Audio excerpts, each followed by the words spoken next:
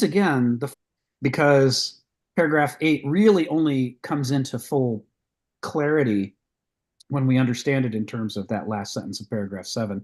And I spent a few hours this morning um, digging around on this subject.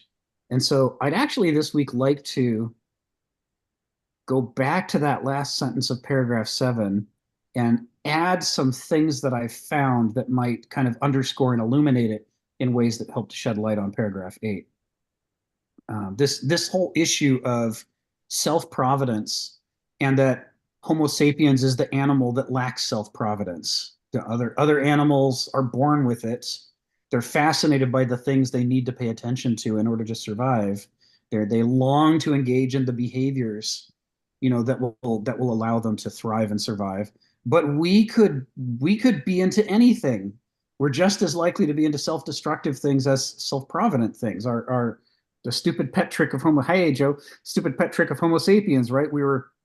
We got rid of those limiting instincts that told us what we had to be interested in. And isn't that great? Now we're free, but that freedom includes the freedom to be just unbelievably self-destructive, which no animal or plant other than us has anything like that capacity. It's the two-edged sword of our freedom, the freedom to do cool new things that it's good to do, but unfortunately the freedom to do terrible, horrible things that nobody in their right mind should do. And we can't distinguish them from each other. They look equally interesting to us. Homo sapiens are fascinated by anything. It's like, hey, what's this poison? I'm going to chug it down. Wow, what an interesting flavor. It's like, mostly the animals take a sniff of something they're not supposed to eat and their instincts kick in. The cats, they get around. There's all kinds of plants that are poisonous to cats that we eat. They're fine for us, but their digestion, they're obligate carnivores. Their digestion can't handle it. Animals not have discovered alcohol, for example. You're right. They are wise. Oh, thank you for that. Oh, you should Google nature documentaries about animals getting drunk. You should totally do it. In the Serengeti, there are fruit trees, and all the fruit drops off in the season, and it's rotting on the ground, and all the animals come running for miles around to get stoned on the fermenting fruit. So we are not the only ones that have a good time with some alcohol, but we are the only ones that say, it's not enough to be drunk during that season. We want to be drunk the rest of the time too. So we're gonna develop stills and breweries and have the capacity to have this good stuff available all year round. This Greek idea of kairos, that everything has a season, and that you do the proper things in the proper season.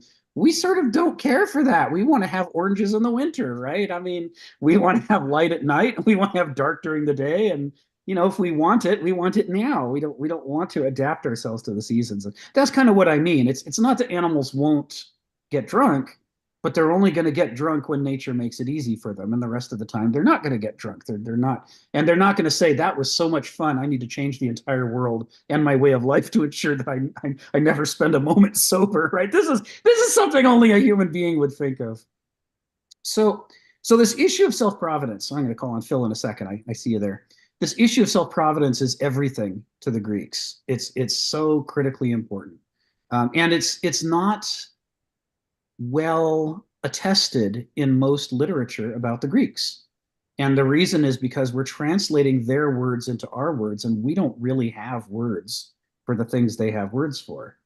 So if we look at paideia, which is the key word in that last sentence of paragraph 7, the Greeks called these resources paideia, which is matters for children. Well, literally it means matters for children, right? So if you search Greek texts and translations of them where the word paideia is involved, they'll tell you either it's matters for children or they'll tell you it's education. And that's what you get from it. And so you think that you're reading something about, education or kids stuff or education for kids. You figure that must be the subject, right? Nothing about that translation suggests that to the Greeks, this is the difference between people being self-destructive and self-provident. That the whole purpose of childhood is for the culture to work on the children, to cultivate them out of what evolution has left us in, which is this state of radical failure to be self-provident, and to cultivate within each person a commitment, first an understanding of, and then a lifelong commitment to self-providence, to overcoming one's own addictions and biases and all those sorts of things. That whole area that the Greeks think of as the development of the eristic mind, the adult, mature mind that we're supposed to develop into, that's everything about paideia. That's what it's about. It's about creating that ladder and helping people get out of it. But you won't see any reference to that anywhere when people are translating texts and the texts have the word paideia in it. And it's completely lost from an English perspective when we talk about this. And so as a result, we don't understand how core to the entire Greek worldview this problem is. That to the Greeks, everything is about, do you or don't you get cultivated out of the chaos that we're born into the cosmos that can only for Homo sapiens be generated within you if you're cultivated that way, and if you are taught how to self cultivate so that you can take over your own parenting for the rest of your life and continue the journey, lifelong. That's adulthood to the Greeks, and to them it's the difference between the survival of Homo sapiens and the extinction of Homo sapiens. They're like, it's a disaster for us as a species if this cultivation process doesn't happen. This is what they're worried about. So I went back and reread with this in mind. I got to say I'm clearer about this over the last few weeks as we've been going through this text together. I'm learning too, right? I mean, and I went back and reread a bunch of Heraclitus, looking at the original Greek terms, and I started to spot places where even Philip Wheelwright isn't getting the translations right. He's not quite keyed in to this issue. It's there. If you know to look for it, you can find it in his text and his commentary in the Greek text. But he's not highlighting it because he's not as clear on this. He's a modern, right? I mean, he's writing in the 1950s. He's a modern academic scholar. He's doing his best, but he's really saturated with the modern worldview. So he can't really see the full scope of what it is that he's translating. Although he knows that, which is why I prefer Wheelwright to most of the translators. He knows he doesn't fully get it, and he talks about that in the text. Most of these guys tell you, I'm going to tell you exactly what Heraclitus has in mind, and it's this, that, and the other. And as a result, they encourage you not to think and not to explore. The other thing that I explored, because there's so many in the places that talk about self-providence in Heraclitus, there are so many references back to the Oracle at Delphi, which we'll talk about today, and to the sayings. I then spent some time today looking at the Delphic maxims, the list of 147 that Stobaeus reported to have been all of the different maxims that were carved on the entryway to the Oracle at Delphi. Most people only know the one or two or three that are the famous ones, but the rest of the list is also very interesting.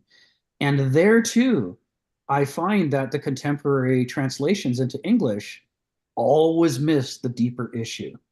A lot of them look like fortune cookie sayings. They're just like respect your parents and follow the law and things like that. And you're like, well, this all just seems like common sense or thought terminating cliches. But then you look at the Greek and you see references to paideia and sophrosune and all of these key loaded terms that to the Greeks meant these powerful things that you can't translate readily into English. And then you start to see why they look like fortune cookie shallow statements. That's because that was the translation doing it. The original was more profound. So we'll talk about some of that today, because all of this comes out of this issue of paideia and self-providence, and what does it take to turn us into a viable species? What comes naturally to the gazelle or the cheetah does not come naturally to Homo sapiens. We really have to work to learn how to become self-provident. Okay, Phil, tell us what's on your mind. Hey man, first of all, I didn't like you slamming the fortune cookie. Remember, there was a fortune cookie that says disregard all previous fortune cookies. So that was a pretty wise statement. Uh, uh, let me say it this way. It just seems like this was all told in the Bible in a funny way. You have to know how to translate, I guess. So did God give Adam and Eve free will, or did they acquire by accident by eating from the tree of knowledge, which they didn't understand. Once they eat it by knowledge, then in a sense, they have separated themselves from the divine in a way, right? Because if I could interpret it in this way, it seems to me, hey man, animals don't have a good time either. But what they have is they exist in an eco-cycle that's greater than themselves, right?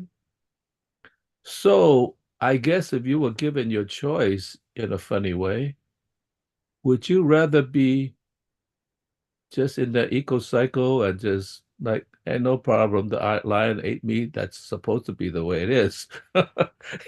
Like, or do you say, hey, wait, this is not so good. Let me move out of Eden and go to the east of Eden and develop my own society. Now, once you develop your own society, that becomes a man-made eco-cycle as well, because you don't suddenly live alone, as some people believe that you are independent of anything. And so you just establish, in fact, you are not totally free. You're still bound in an eco-cycle of man-made one, which is called civilization. And so are, are we then forever thrown into this second state of being in which presumably we could get out of and develop a good relationship and understands that we are not an individual, but we are part of a social structure as well. And in a sense, the second Eden, is that what the east of Eden is? Could it be that? Even if that is the case, can we ever really be separate from Eden itself? So it seems to me it's a very complex relationship, because I think we might have misunderstood that free will is not totally free, as bound to the human condition and may be bound back to the cosmic condition. So there's a double circle in a way that we're bound to. And we're also bound to, of course, our lives. So there's a lot of circles. Maybe that's the ring of, fire and water. Who knows? That's all I want to say. Is like, if you interpret the Garden of Eden in a sense, pretty much God said, "Get the hell out of here," or did Adam and Eve leave on their own? And says, "Make your own heaven," you know, and we're trying. We're not doing too well, but maybe we'll get out of it. Who knows? That's it, Bill. Thanks, Phil. Yeah, there's a lot of great mythic stuff here to play with for sure. Um, one way to read the whole, ejection from the Garden of Eden is in terms of Hegel and negation, and the idea that to transcend the condition you're in, you have to separate yourself from it, at least internally, the ability to abstract yourself from it. And certainly that's the function our noesis plays, that our faculty of noesis, which animals have, but they don't have it, they don't use it the way we do. The ability to say, not just I'm having this life, but also, do I care for this life? Would I like to change some part of this life? Maybe I don't want to be eaten by the cheetah. I should consider my other options. This stuff requires an ability to abstract yourself out of your current circumstances, and that abstraction is a kind of loss of innocence. Hegel talks about this, and this is certainly in paragraph 8 when Kenneth talks about apophansis, proposing, which is literally to make appear far off or away. He's talking about this as a Hegelian idea, that we can we can orchestrate, we can learn to orchestrate the resources of our minds, to see hidden parts of reality by abstracting and generalizing and really working the evidence. But in the process of doing that, even though in theory it's actually bringing us closer to reality because now we're seeing a part of reality that we missed before, the road to get there involves getting further away from reality to back out of our immersion in reality long enough to start to look for patterns and think about what those patterns might mean. So there's this weird paradoxical relationship in which, in order to understand Eden, we have to leave Eden and look back at it from a distance. Are we leaving Eden though? I mean, are we leaving East of Eden? Because uh, there was an interesting thing that came to mind a number of years ago to me. I mean, I actually love John Locke. I think he was very good. But one of the mistakes he made in his life was that he believed so much in property.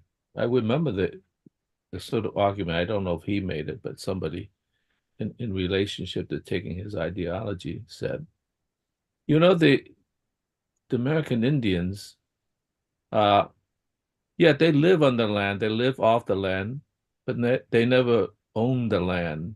So that came from a Protestant thing, you know, like you have to be the land, you have to own it, you have to work it in order to, in a sense, have the property. And so therefore they're just free loafing in a funny way, you know, in that sense. Now we become at least some of us begin to understand that no, they just have a different relationship. You might say that naive relationship, innocent relationship to the earth that we didn't have. And so therefore we begin to build east of Eden, you know, and crowd them back into, I guess, if you want Eden, go to the reservation. There you have it. I mean, I I just wonder. Many of us understand that we have violated that relationship between east of Eden and Eden, and so, but most of us still don't, you know, because we so much believe in the property rights. Yeah.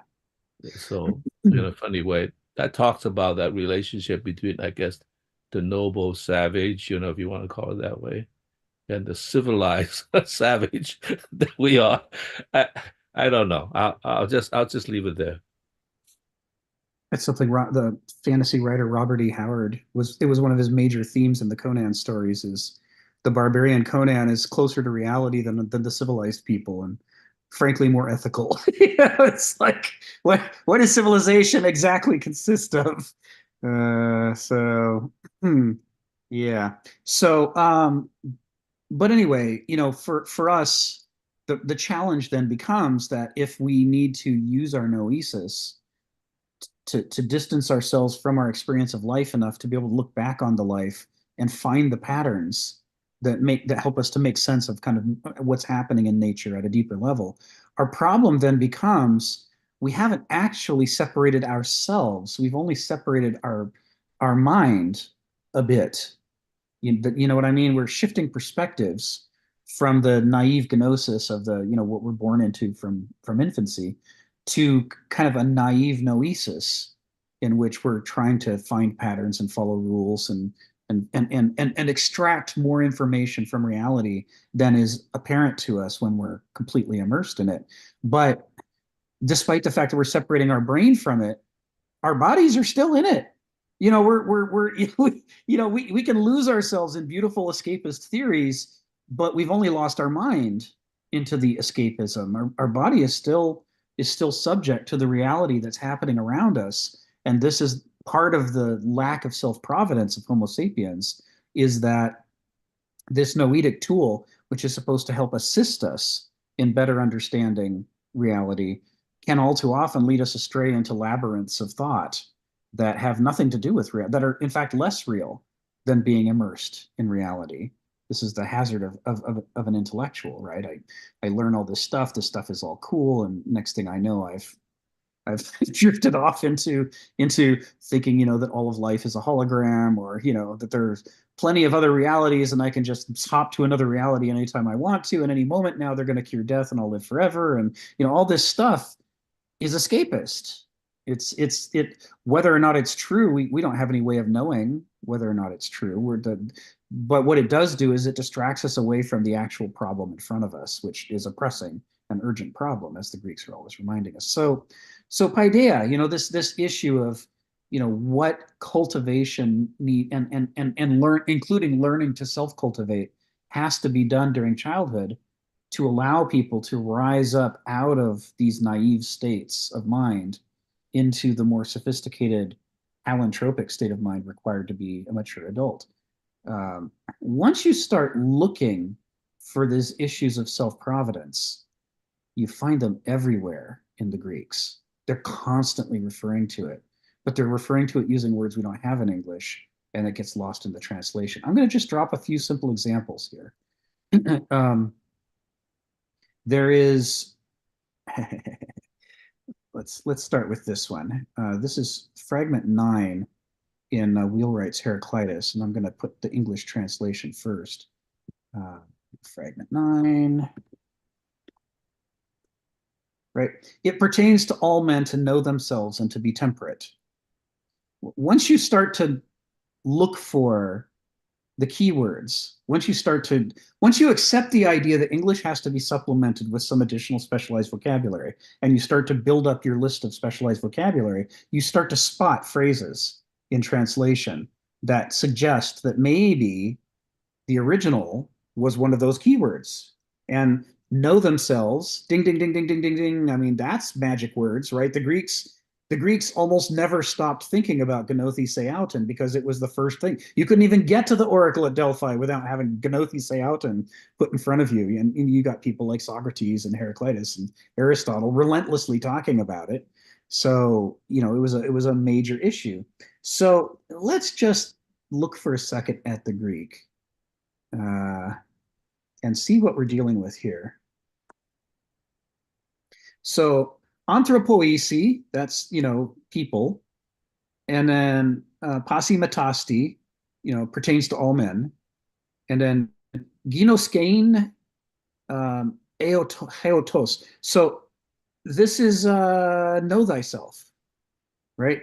But it's been modally modified. It's not Gnothi Seauton because it's being stuck on the end of it pertains to all men to know themselves. I is and. Sophronein. You start to learn to see sophro as in sophrosune, which is a magic word that Aristotle uses all the time. Sophrosune. And when you look at translations of sophronein and sophrosune, they're all bad.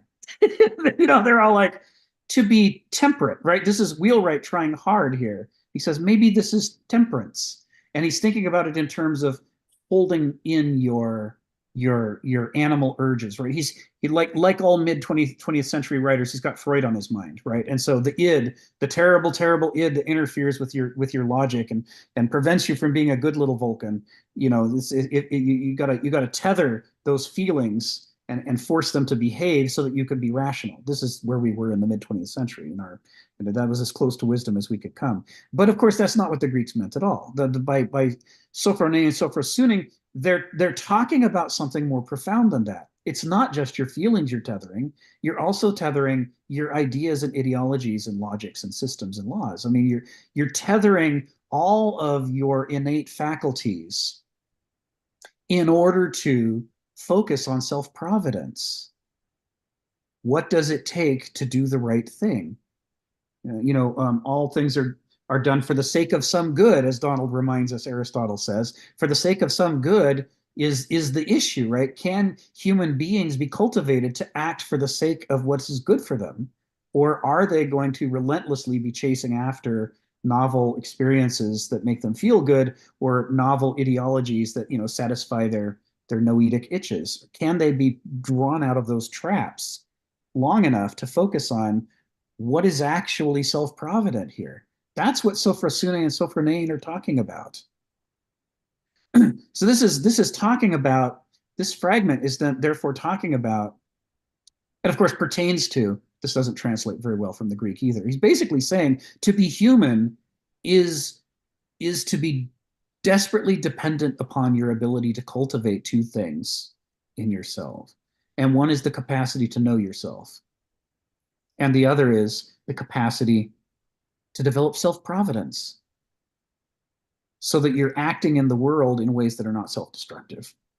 And as part of that self-providence, it's not just about getting ahead and winning, right? You're also cultivating your neighbors, your family members, the strangers, the culture, the polis. You're trying to cultivate yourself and the world at the same time to create an environment in which it's possible to be more easily self-provident, and you yourself are also more likely to do self-provident things within that environment. This again, goes back to this amphibious notion of the nature within us and the nature around us. We have to cultivate both things at the same time, because what we're trying to do is put our thumb on the scales of the unfortunate hand that evolution has dealt us, and we're trying to push in the direction of self-providence. But that requires both figuring out what the hell's going on in here and also learning how to act out here in self-provident ways. So all this stuff is, I will just remind you, on the Oracle at Delphi, the most famous maxim is Gnothe se auta, and that's obviously tied in here. What's the second most famous maxim? Nothing to excess. Made in Agan. Nothing to excess. And what does that mean? Well, if you read Wikipedia, you're like, well, people don't really know what it means, and we've been arguing about it for thousands of years. But if you once you understand that the concern that the Greeks have at all times is this issue, can you or can you not learn to be self-provident? That is, can you be an adult? Then you understand that made in Agan, nothing to excess, is like nothing to excess on the one hand on your emotional experiential side, but also nothing to excess on your abstract intellectualizing, systematizing side. Nothing to either excess. Don't let either faculty rule you. Learn to, create the palintropy of the two that allows you to create an adult mind so that you have the capacity to be self-provident. All of this is like deeply wound into this because this is the stuff the Greeks care about. This, for them, it's like it's everything. It's survival or not survival. It hinges upon this. And so what we see here is that this fragment that seems to be on the, in an initial naive translation, and Wheelwright's pretty good, but even so, his translation makes it seem like Heraclitus just happens to be talking about these things, but he doesn't. He's picked the first two maxims from the Oracle at Delphi, and he's laid them out as a foundation for everything that he's going to talk about. And the fragments all build out of here, as you'll see. There's more to come. It all comes from these two sides. You have to deal with both of these problems to figure out what the hell's going on in here, and you have to learn how to be self-provident out here. At the same time, you have to do both things. That's adulthood. That's paideia, learning to do that. And this is why I'm bringing this into the discussion as the last sentence of paragraph 7 in section G.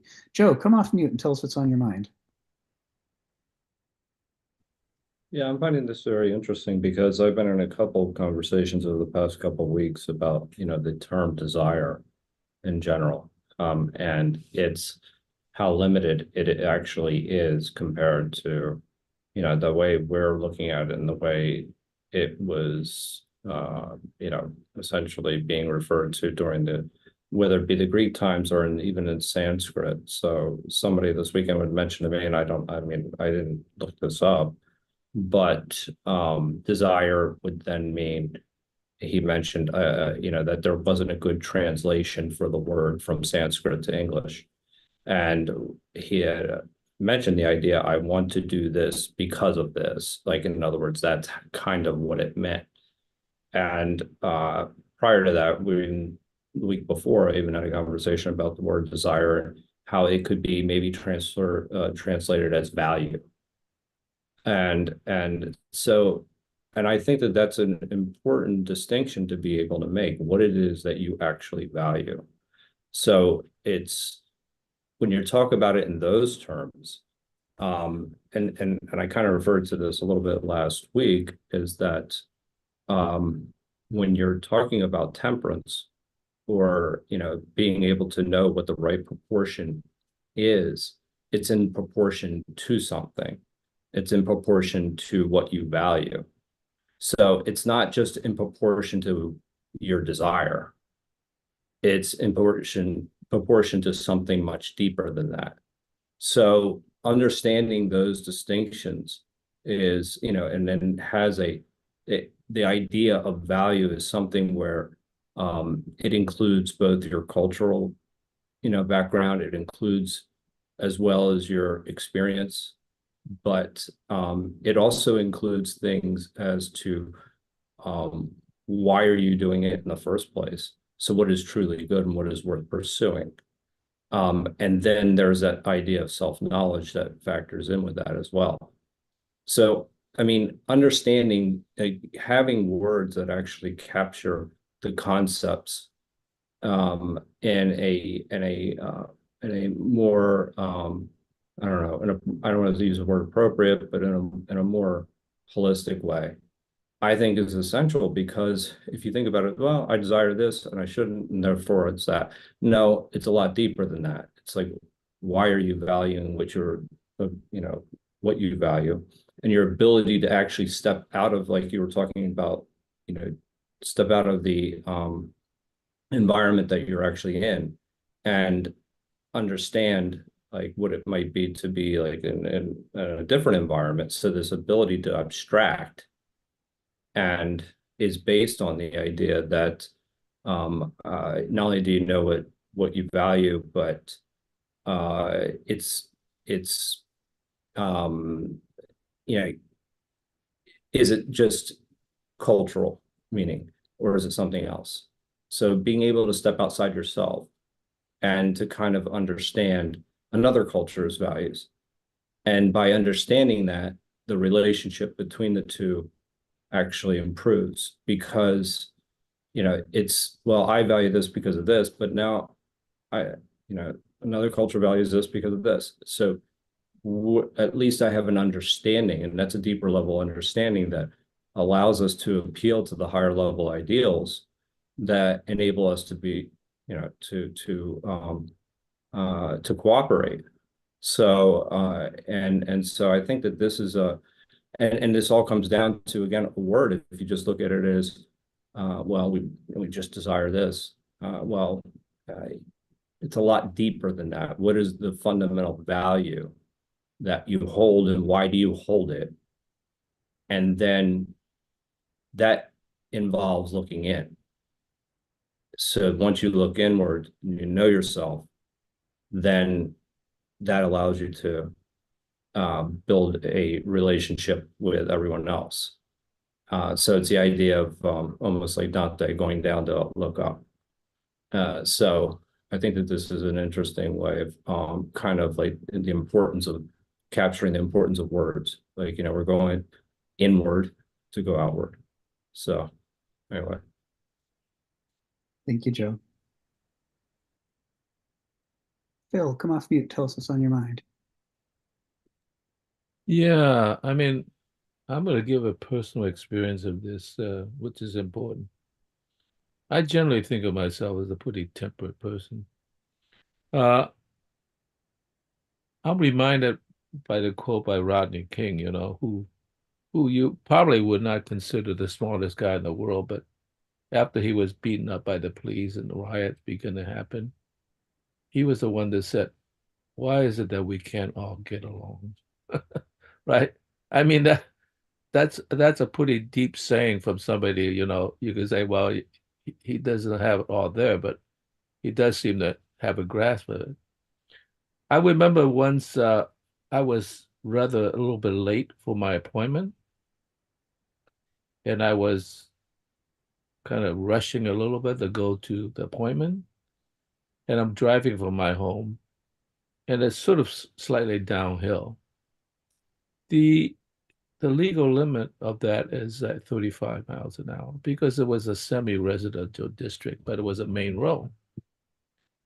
So I turned into the road after somebody passed by, and I'm going, and everything seemed okay, but this person is going 25 miles.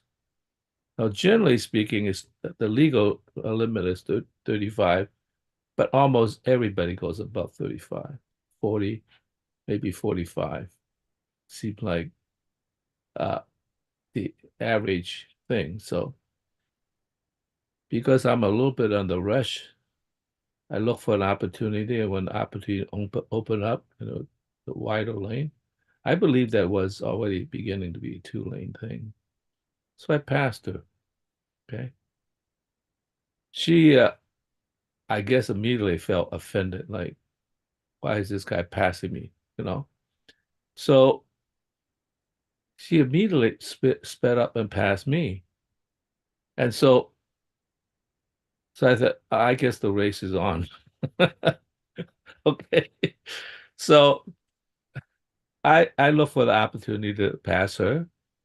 And I figure, okay, once we get to the freeway, everything will be fine. No problem. So I'm not even sure whether she was actually following me in order to get by me, whether she actually would have gone somewhere else. That's ambiguous to me. So we're finally at the light, and waiting for the freeway to begin so we could turn to it. And there was 2 lanes. I was in the left lane and she was on the right lane. And the left lane eventually had a kind of lead away because it eventually merged into the on pass that became a single row. So I was ahead because, in a sense, I was in the left lane, and she tried very hard to pass me, and I wasn't going to let her. And then finally, toward a very tight place, she was really making it hard. And I finally decided, man, do I really want to do this? Because I realized that I actually had the right of way, and I could actually run her off the road. I mean, not going in her direction to squeeze her off the road, but if I just stayed my speed, she would be run off the road. And I must say that there was 2 things that popped into my mind. The first thing is, do I really want to win this race that badly? Number one. But number 2, there was also like, if I ran her off the road, I'll also be in trouble. Because, eventually the police are going to say, why did you do that? I guess I could argue, well, I had the right of way, see what I mean? But that would be satisfying because, let's say if she got hurt very badly, that would be bad. I mean, it would be, even though I would be legally innocent, I would be still guilty. So I decided, no, this is just not worth it. And so I let her pass. She got on the freeway first. Fine. Everything was okay. So that was a situation in which, and here, I'll like I said, I have ambiguities about Derrida, but one thing that Derrida said that really struck me was the word difference. And he says it in such a way that it means the difference. I guess in this case, the difference between me and her, and even though we had the same attitude, we had a difference in terms of she's her and I'm mine, and we'll have a different attitude. But difference, when he was pronounced it that way, and I think he spelled it slightly different, also means deferring. So the question is, when do I defer my passions to another? I mean, even if they are wrong, there are some cases it's better to defer rather than insist on your rights, right? Because quite often I drive in the freeway, and there are jerks who cut in front of you, or jerks who wait till the last minute and then cut in front so they could get off the freeway first rather than waiting in line. And you said, oh, that son of a bitch, whatever. but you defer nonetheless, because it's just the right thing to do given that's in that context, It just becomes more and more difficult when you, let's say, driving in Los Angeles and everybody's doing it. And then at some point you say, how many people do I have to defer to? Right? Only if your car is slow. Okay, that's true. Oh, so so when a society becomes more obstinate and everybody's taking advantage of the situation, then you become a little bit more aggressive because you can't defer to everybody because you'll never get there, like it's not like when you're there, you're there. No, when you're there, you're still here. So I guess that becomes also a social structure as well. It's not only an individual decision, I mean, yes, one or two jerks, yeah, okay. You always see those people. And I'm never going to be the guy that, carry a gun and somebody try to pass me, I just point a gun at him. I mean, like, and he would get the idea, but well, that would take it to another level. So why can't we get along? It's because none of us really want to have a sense of providence and sort of like understanding each other in some sense and have the ability to defer. So what I shouldn't say none of us, enough of us that don't do that, particularly in the freeways. Okay, that's it. Phil. Thank you, Phil. Donald, tell us what's on your mind. Well, I just wanted to talk in order to annoy Stephen. I took 2 B3 vitamins with breakfast. No, it's not accidental or whatever coincidence that we have Gnothiseaton tied to Sophrosune. I mean, knowing oneself is a precondition for self-providence or Sophrosune. Sophrosune is often, as you said, translated temperance or kind of middle. Don't take the extremes, choose the middle. But the extremes are not properly understood as just whatever happens to be around you in your current culture. The extremes are the deviations from human nature, from the self-provident behavior that knowing oneself would lead one to.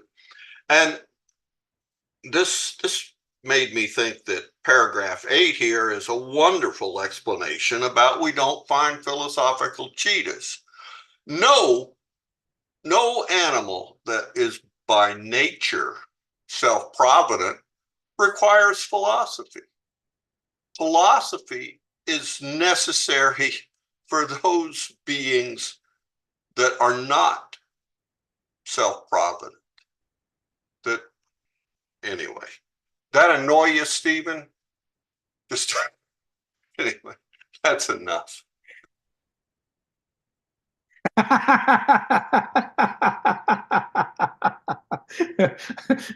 See Donald look away for just a moment and he just missed the punchline. Now all of us except Donald know what just happened. Sharon, come off mute and tell us what's on your mind. So I have a question and an observation. So I like that we're going over 7 and we're talking about self-providence. And I agree with Donald that nobody is born with self-providence. It's a process, I think, that we realize as we age, whichever way we're going, right? And so the Greeks, so Kenneth Smith does paragraph 7, then he does the next paragraph.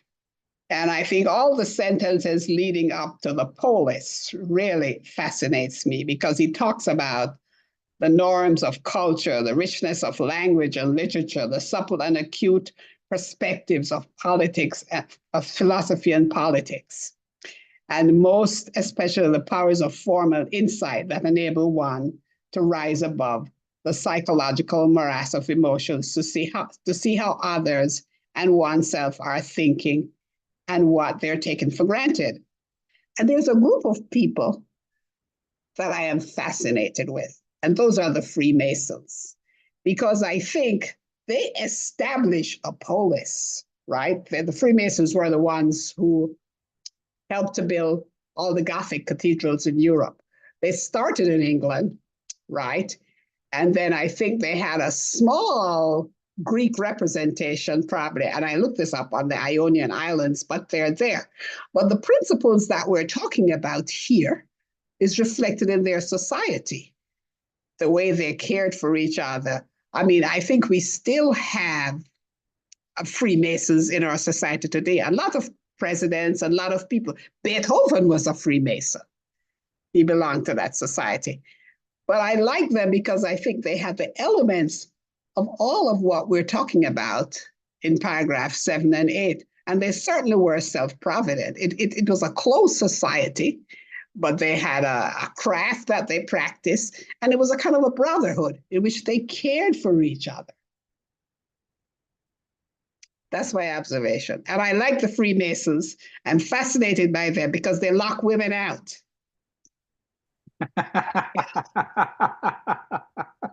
Yay.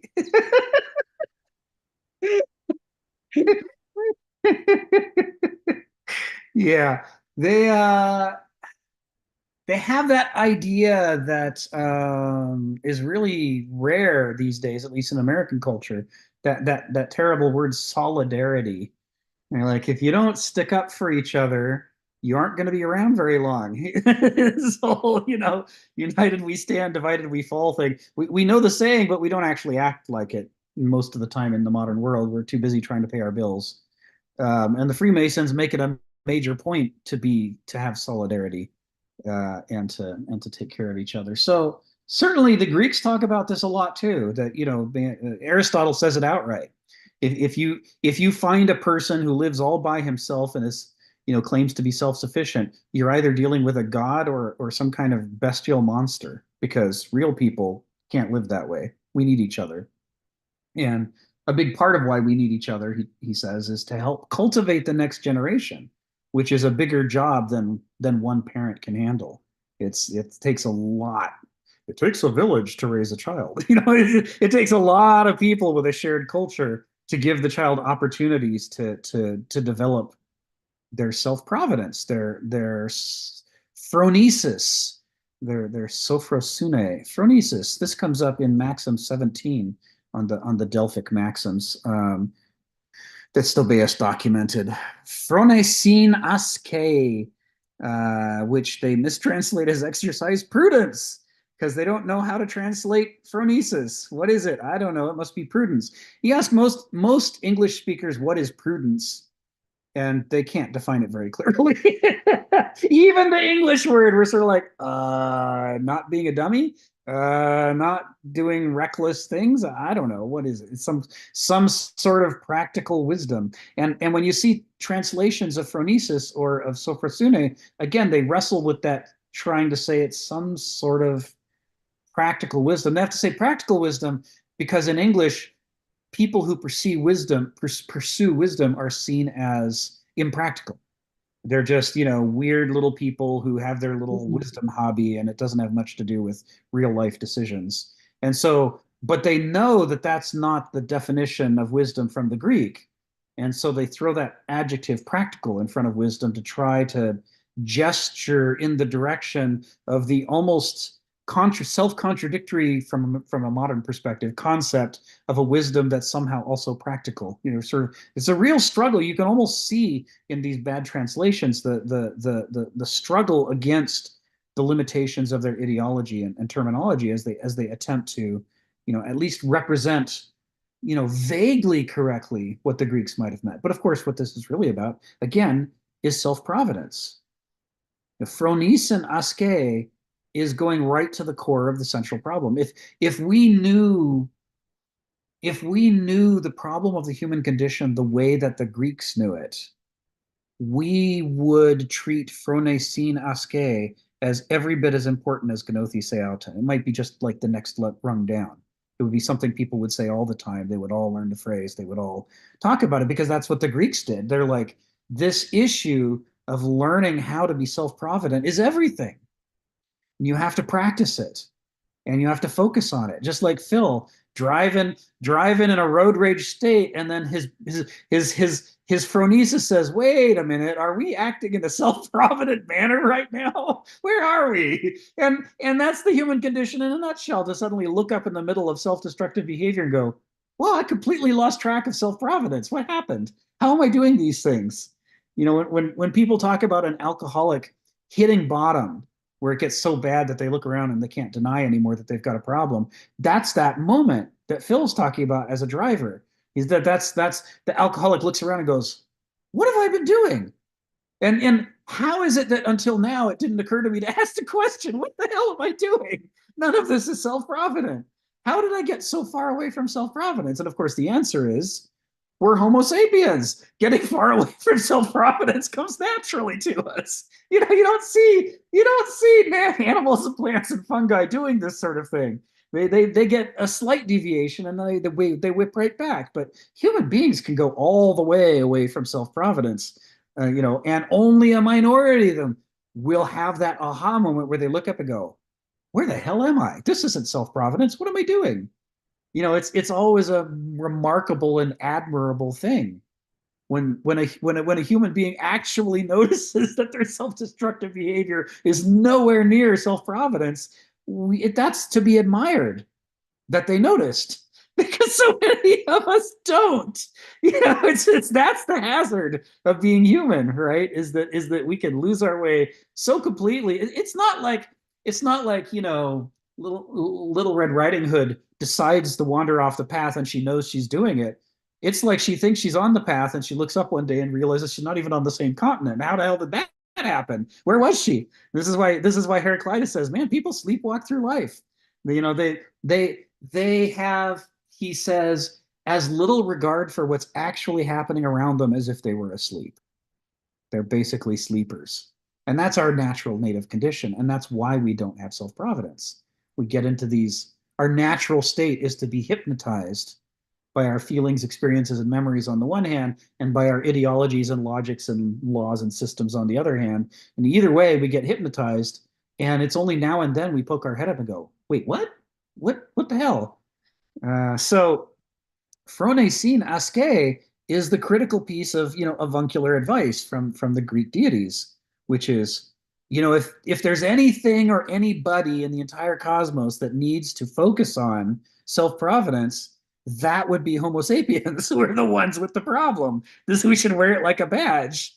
Have you checked your self-providence lately? It's like, or did you leave it far behind and never notice? This is a critical maxim. And it's completely lost if you translate it as exercise prudence, which is, this is where it sounds like fortune cookie wisdom. Exercise prudence, as opposed to what? Don't be an idiot. Well, everybody knows you're not supposed to be an idiot. It doesn't sound like it's saying anything specific. But the specific problem is how easy it is for us to act in self-destructive ways without noticing at all that that's what we're doing. Because of the fundamental problem of our attention span, that the defect in our evolution is that one of the 7 channels in our brain is not at all times obsessively focusing on self-providence. It's very easy to have all 7 channels full of something else, and self-providence is nowhere to be found. That's not going to happen with a healthy species, but it happens all the time with us.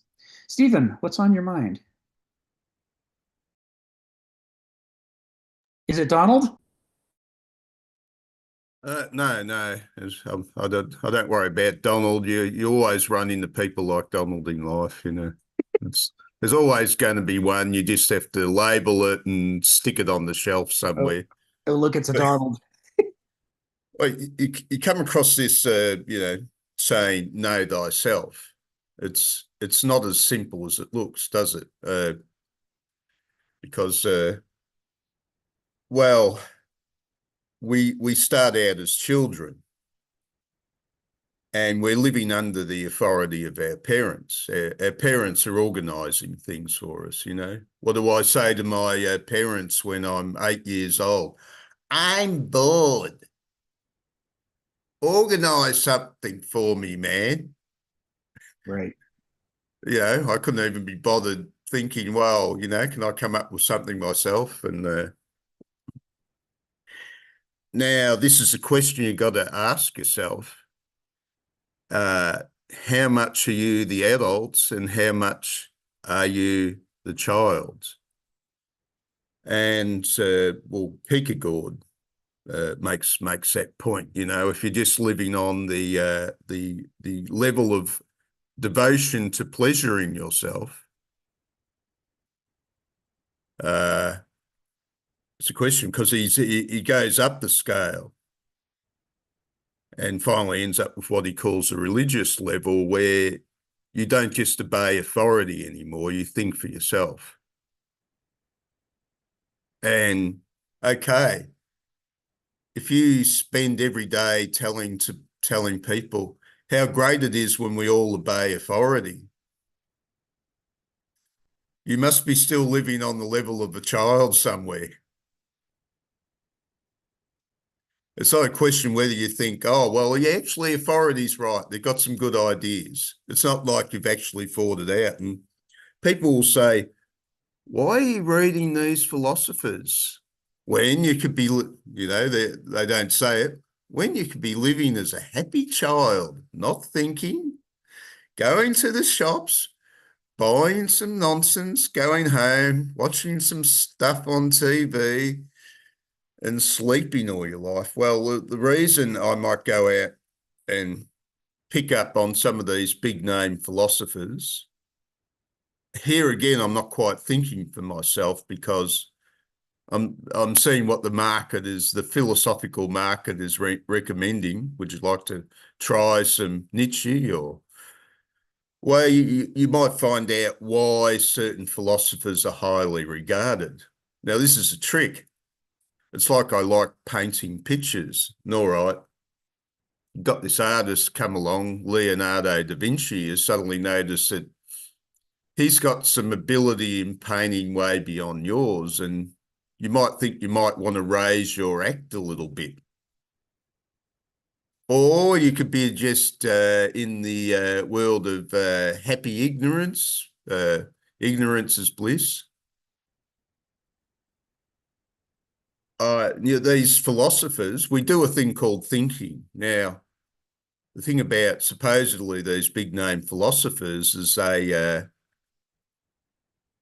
had a bit of talent doing this thinking stuff. And I want to understand thought from a more talented perspective, because it's not really that easy to think. I mean, most people, just as Rene, I'll mention Rene Girard again just to annoy Joseph, because when I mentioned his name for a second time, that was a bit too much for him. Oh, you're just on about him again. Well, I was having a look at his ideas, and yeah, he's saying something which I wouldn't have thought of. And this is it. I'm sitting on a park bench trying to think about things, trying to learn things, and that is not necessarily the immediate path to pleasure. The immediate path to pleasure is doing the opposite, as everybody will tell you. And this is a thing, growth has pain. If you want to have an easy ride, don't think. If you want to learn to think, it's going to involve a bit of pain. It's going to you suddenly realize there's a lot of issues. Now, a huge issue is monism. And that is, people seem to, it's so easy to say, everything is just one thing. There's, for example, just the objective world. But, when you come across the thing, know thyself, you're reminded that you have a subjective mind. And it's not the easy story people imagine. Yeah, people can just go along and munch grass like cows. But to really know thyself, it starts to hurt. Yes, I have a subjective mind. I have a subjective view of the world, which is different from that of others, and we conflict. It hurts. It hurts to know things sometimes. And so, yeah, people reject philosophy. They reject thought without realizing, well, you're content with a completely feeble level of thinking. Oh, great. You've got this great little society going for you. You've got the shops. You've got the signs to tell you where to go all the time. And that's fantastic. As Kierkegaard said, these people are just living at that level. There will be times where it will be necessary to know something at a greater level. An interesting point is, though, the way Plato talks about the gods, of course. He talks about the gods from the point of Greek society. For example, there's the one, which is the Aristos. Then you have the Banausi god, the architect level of God that builds the universe. So you have the God that does the thinking, and then you have the gods, the demiurge that do the building. And then you have the gods that must be on the level of the servants down the bottom, because these personal gods, your Jupiter and your Thor and your Jehovah, are these lower level of personal gods. So that's the interesting thing. And you look at the Kabbalah and all that sort of stuff, that it seems to be built around this idea. Thank you. Thank you, Stephen. Yeah. You talk about people chewing grass like cows, and got Heraclitus on the brain. It takes me, he literally has a fragment in which he says the majority of people, glut themselves like cattle. And so, moo cow. And of course, my brain goes completely to non-philosophical directions. One of our kittens adores grass. We have to every week buy cat grass and put it on the table. And when we, they have a daily cycle where they stay in their base camp. They got a room they stay in until it's time to come out. And then they come out and they know it's food time and they're really excited. But before she goes to the food, she runs up onto the table and eats grass. And I'm like, I don't know why she wants it, but she wants it. You can't argue with her. She's driven by her desires. Joe, come off mute. Tell us what's on your mind. Yeah, I mean, I think that one of the things that is important to kind of, when we're talking about self-providence or is self-knowing, is that, ultimately what wisdom is to know the limitations of knowing. And I think that is essential, like part. And that fits into somewhat, I guess that would fit into the aesthetic, the night of resignation and the night of faith that Stephen was talking about. Yes, in order to transcend, kind of your current circumstances, which is what we've been talking about, the ability to step out of the current culture and circumstance that you're actually in.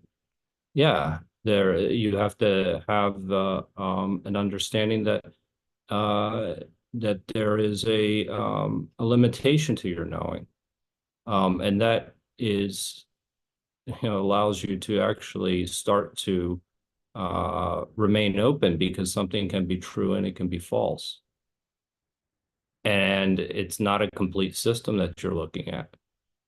And so it doesn't bother me that, and Stephen brings up Rene Girard at all. Actually, I think it's a good thing. I think that the solutions are a little bit dogmatic that he proposes, and very, that there is this just one way of kind of answering some of the problems that come along with scapegoating. But nonetheless, I think that would end, that's a lack of the limitations of the knowledge that he's actually admitting himself, because he has this prescriptive formula as to how we actually can overcome this mimetic desire that leads to scapegoating. So I think that the real key here is, yeah, it is painful to know our limits. I mean, no, I don't think that there is any, I don't think anybody would question that. I think the real hubris becomes when people don't think they have limits and they feel superior. And you know, that's where I found the real hubris, because it has there's a form of self-delusion that goes into that, that is the opposite of know thyself. Well, I know myself. I know what I can do. You know, it's kind of like, no, it's not really possible.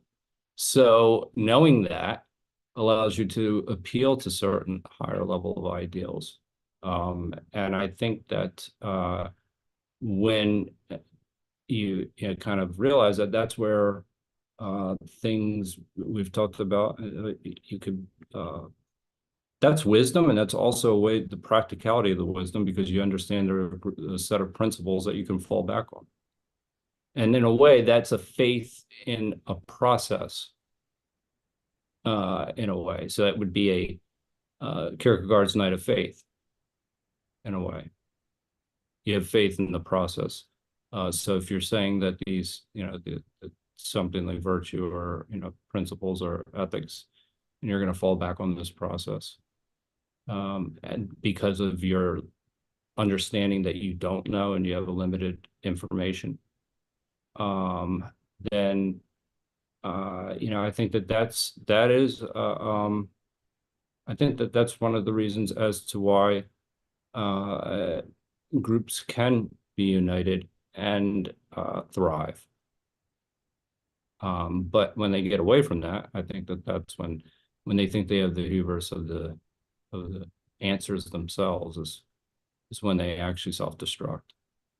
So anyway, that's just as all to say is knowing thyself is very complex.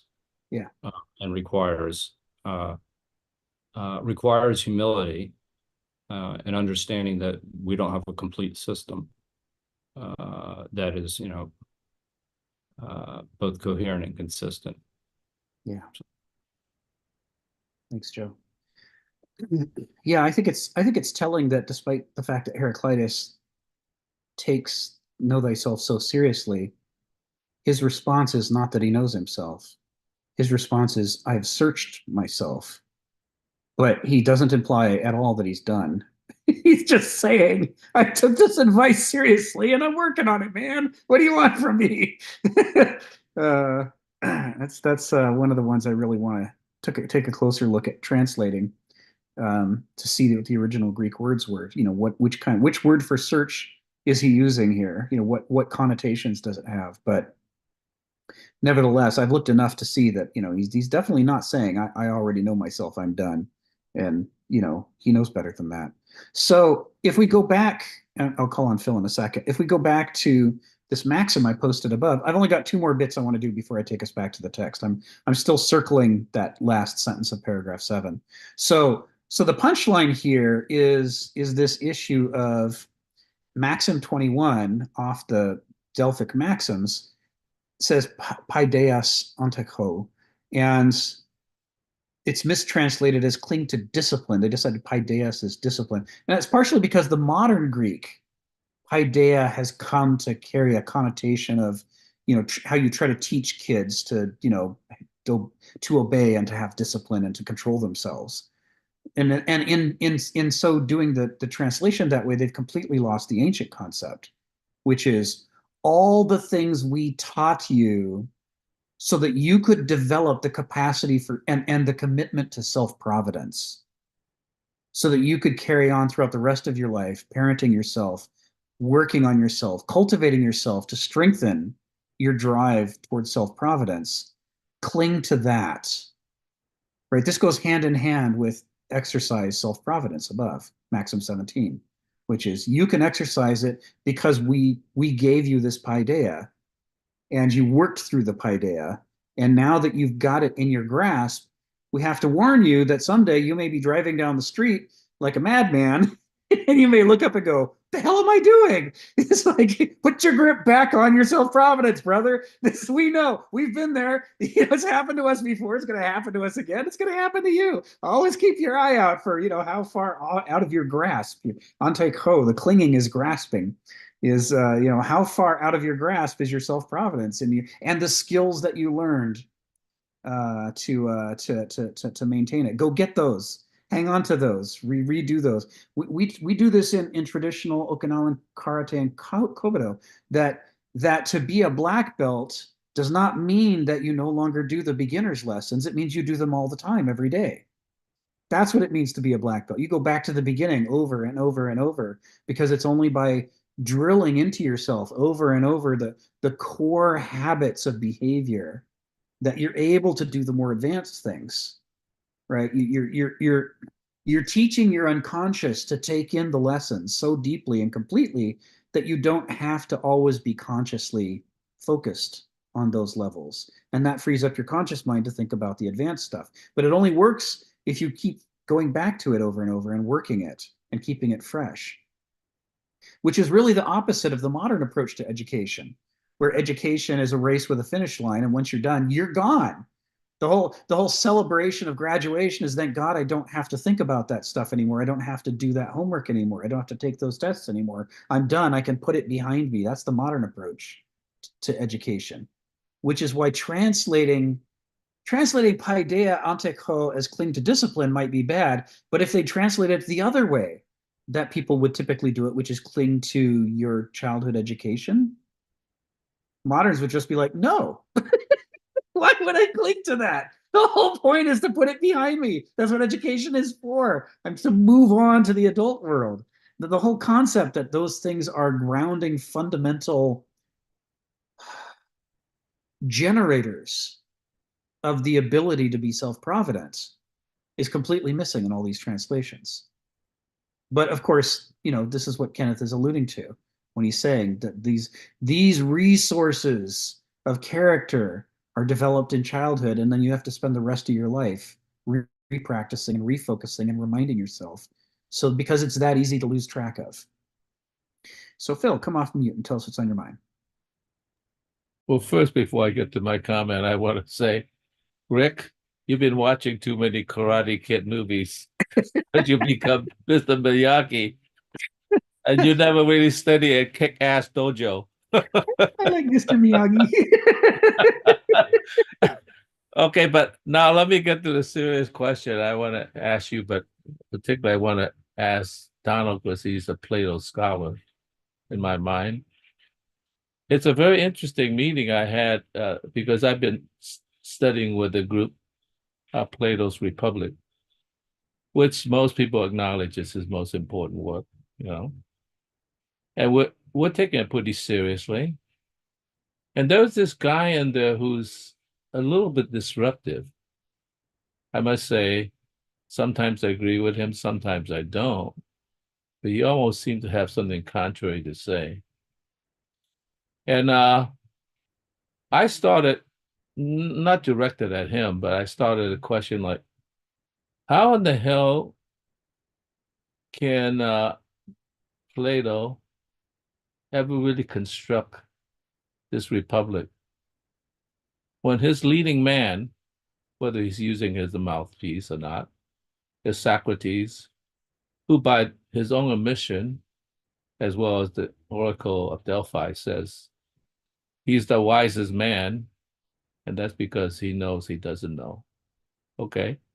He has the advantage that he at least knows that he doesn't know. But on the other hand, if he doesn't know, how could he construct the ideal city? Okay? That seems like a contradiction. And that wasn't the thing, the background that I got into, but it was something else, but it really refers to that in some sense. And this guy sort of won me over I'm not subtle with like, okay, he won me over. He didn't say it quite this way, but I heard something and I asked him like, is this what you're saying? And affirmed to me it is, or else correct me if that's not what you're saying. What you seem to be saying is that this whole thing is a kind of ironic take. That Plato was not really serious about constructing the ideal city. What he was saying is that through a series of misunderstandings and trying to come up with things and all that, he was not building the foundations for the ideal city, but he was actually teaching you philosophy. This book is a philosophical book, not a book about politics, because he's teaching you to think through every maneuver, and at some point you come to realize that, well, I didn't use these words, but I meant it that way, that when you're thrown into existence, whether you're thrown into China or America or France or Ethiopia, you will have the ability to analyze that particular society and find out what's wrong with it, because you've been trained in philosophy to think independently, to think beyond the typical ideals. And and when I said it that way, he says, yes, that's what I'm saying. Even though he said it, I think he said it unclearly, because despite the fact he's disruptive, he didn't want to be so disruptive and say, don't look at this book as a one about political philosophy. Look at it merely as teaching you to think in philosophical terms. And so I want to ask you, and particularly Donald, what do you think of that comment? Does that ring true at all? Or is this guy speaking nonsense? That's it, Phil. Question. Thank you, Phil. Here comes Donald. No,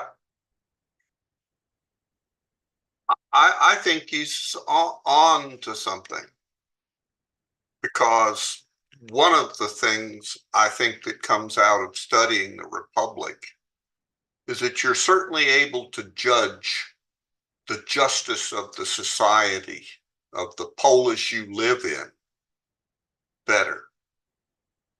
To come to some, it teaches you how to judge things. He's trying to create it starts off, we're gonna create the just polis in the Republic.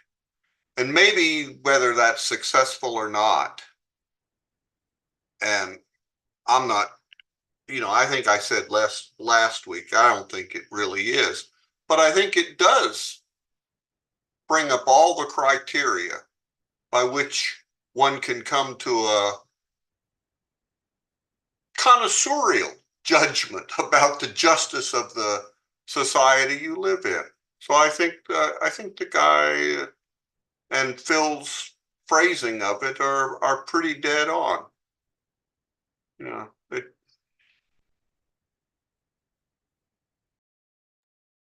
Thanks, Donald. And thanks, Phil.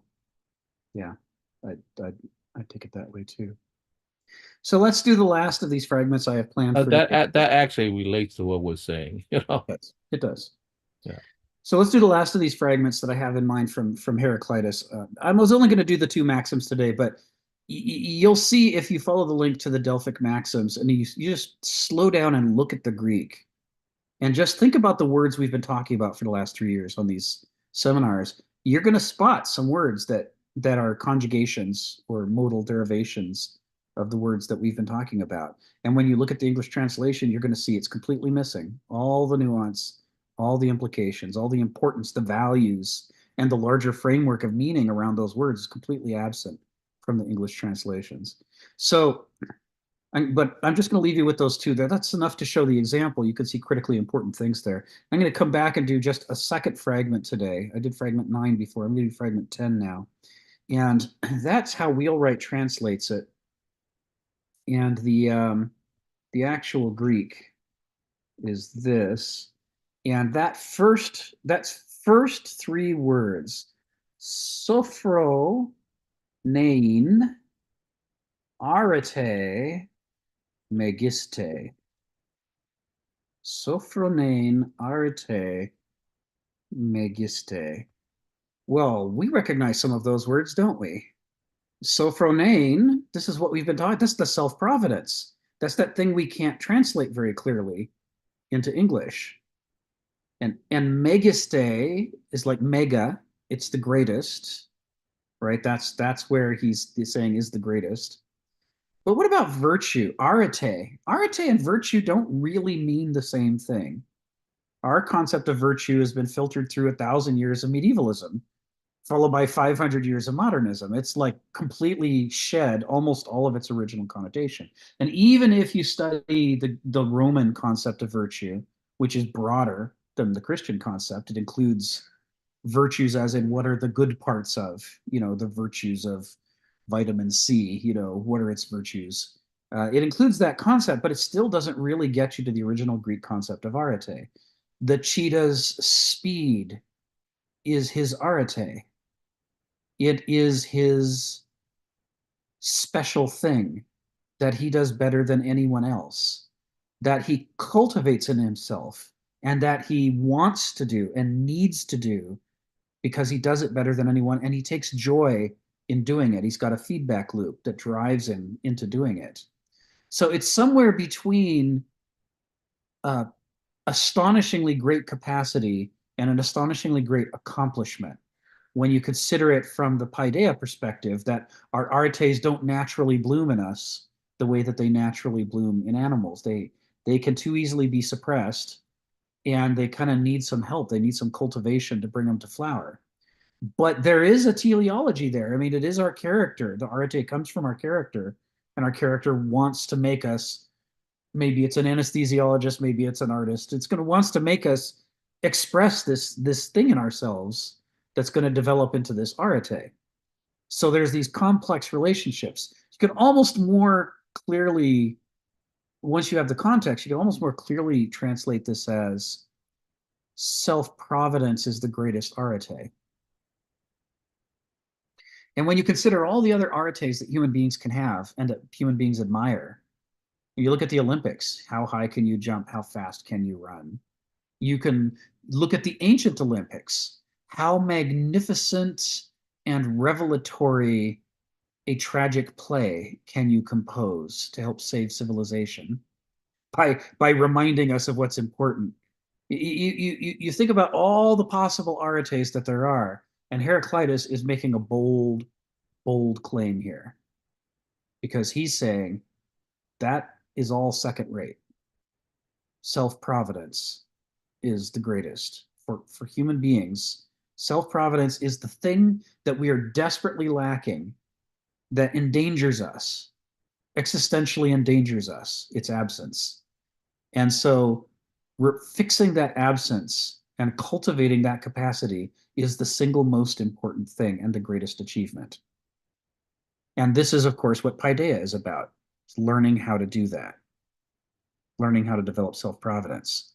So this brings us full circle, right? Back up to what Kenneth was saying in the last sentence of paragraph 7, when he's talking about the development of these resources they called paideia, matters for children. It's the difference between being a potential person or an aborted partial person and being a full adult actual human being. What Aristotle would call, what is the healthy specimen of Homo sapiens that reveals its arete.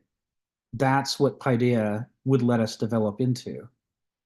And what Heraclitus is saying, and the thing that we have, if we have gone through that process, the thing that we have a tenuous but important, all important grasp on is this missing self-providence.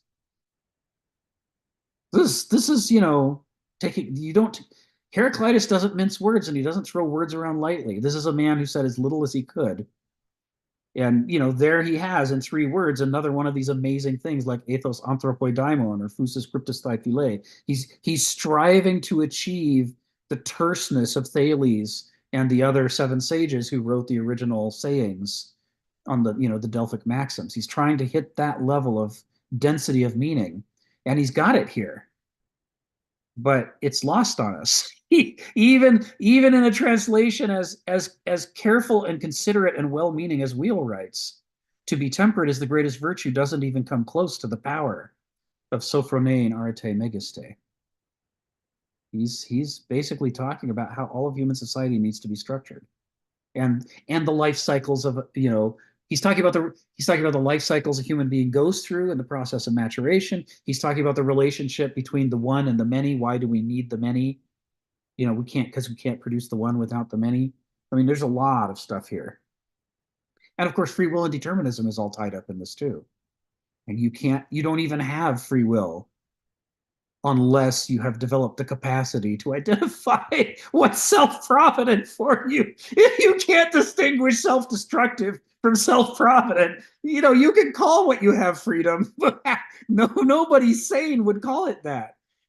Free to destroy myself out of ignorance because I can't tell the difference between food and poison.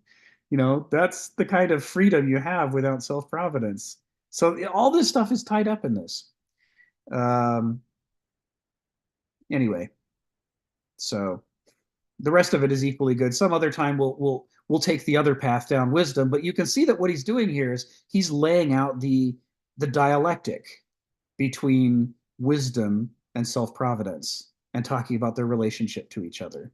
And wisdom includes knowing yourself and knowing what's happening in the world. Oh, by the way, one last thing about that second sentence. Wisdom consists in speaking and acting the truth, giving heed to the nature of things. That is also problematic. And the way you can tell is that the third to last and second to last words are kataphusin. Kataphusin. That's Aristotle's magic phrase for the thing that trumps opinion and logic. According to nature. Speaking according to nature. That is, you have harmonized the words that come out of your mouth with the way the cosmos actually is, on the one hand, and acting according to nature. Legein, his words here, legein for speaking, and hoiein, acting or making. Both of them are kataphusin, right? That is, you have harmonized both what you say and how you act with the actual cosmos and its principles. And that's something you'll never achieve as a mortal, but that's what you want to be striving for. And that's why he's got other fragments that say, yeah, we never actually get there. That's the difference between to be mortal versus immortal. The gods, the sacred things get there, but we don't. And for us, it's a journey and it's a lifelong struggle. And why would you want to stop pushing the boulder up the hill when being at the bottom of the hill means you're an idiot?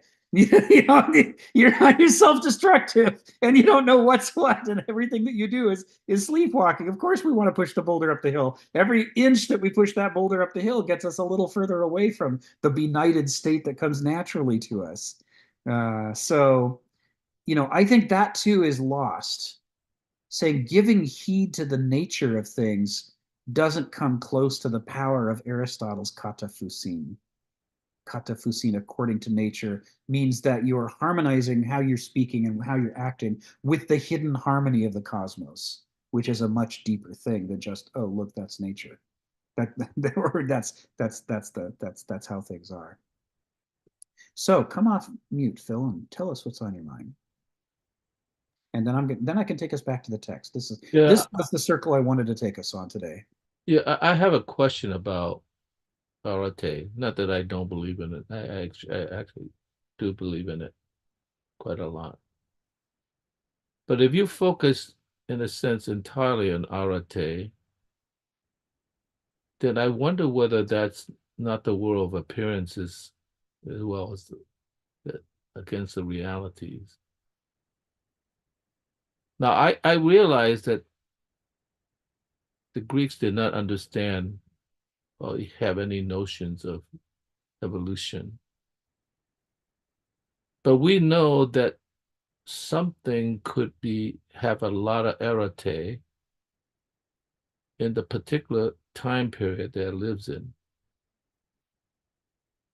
And studying the failures, such as mammals, they were the failures, only good as munching food for the dinosaurs.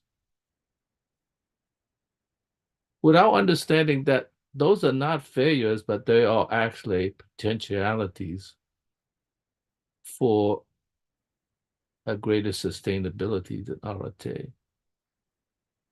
Because they did not die. The dinosaurs all die because of a black swan problem that they never anticipated. And they were certainly, I'll misuse the word, virtuous in their time, but there was no way to sustain that.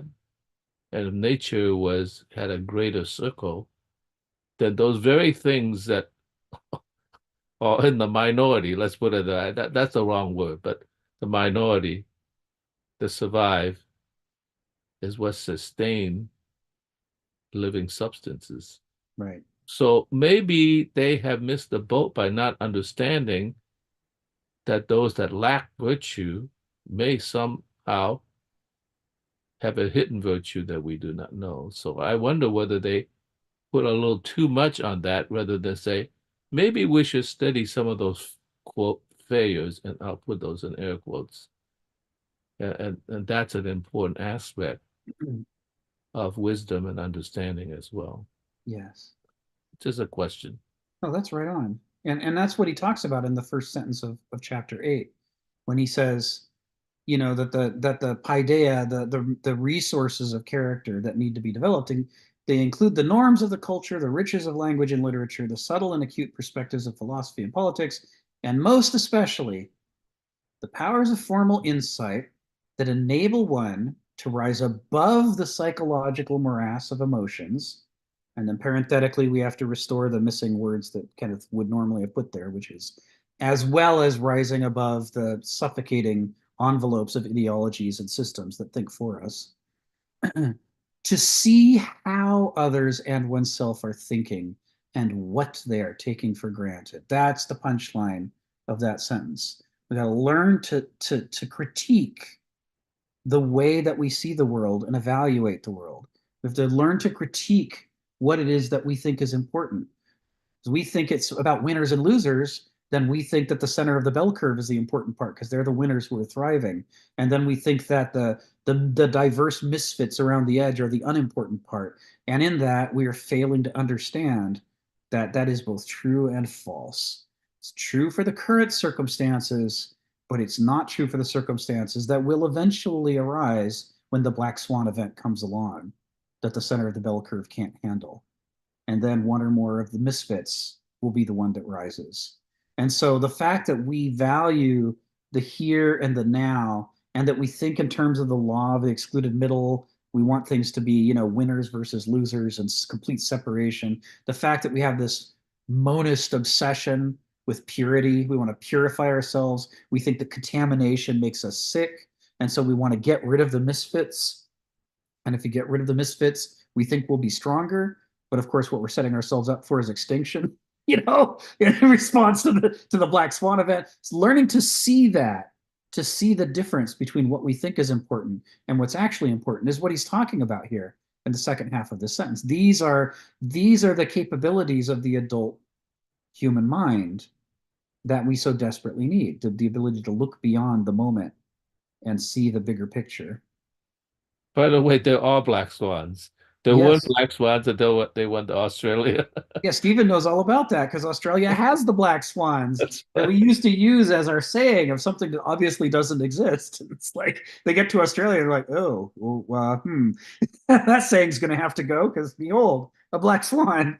So this is that thing, you know. It's the can we learn to separate ourselves not only from the things that we detest, Like if we're disgusted by, pooping ourselves, and so we learn to potty train ourselves.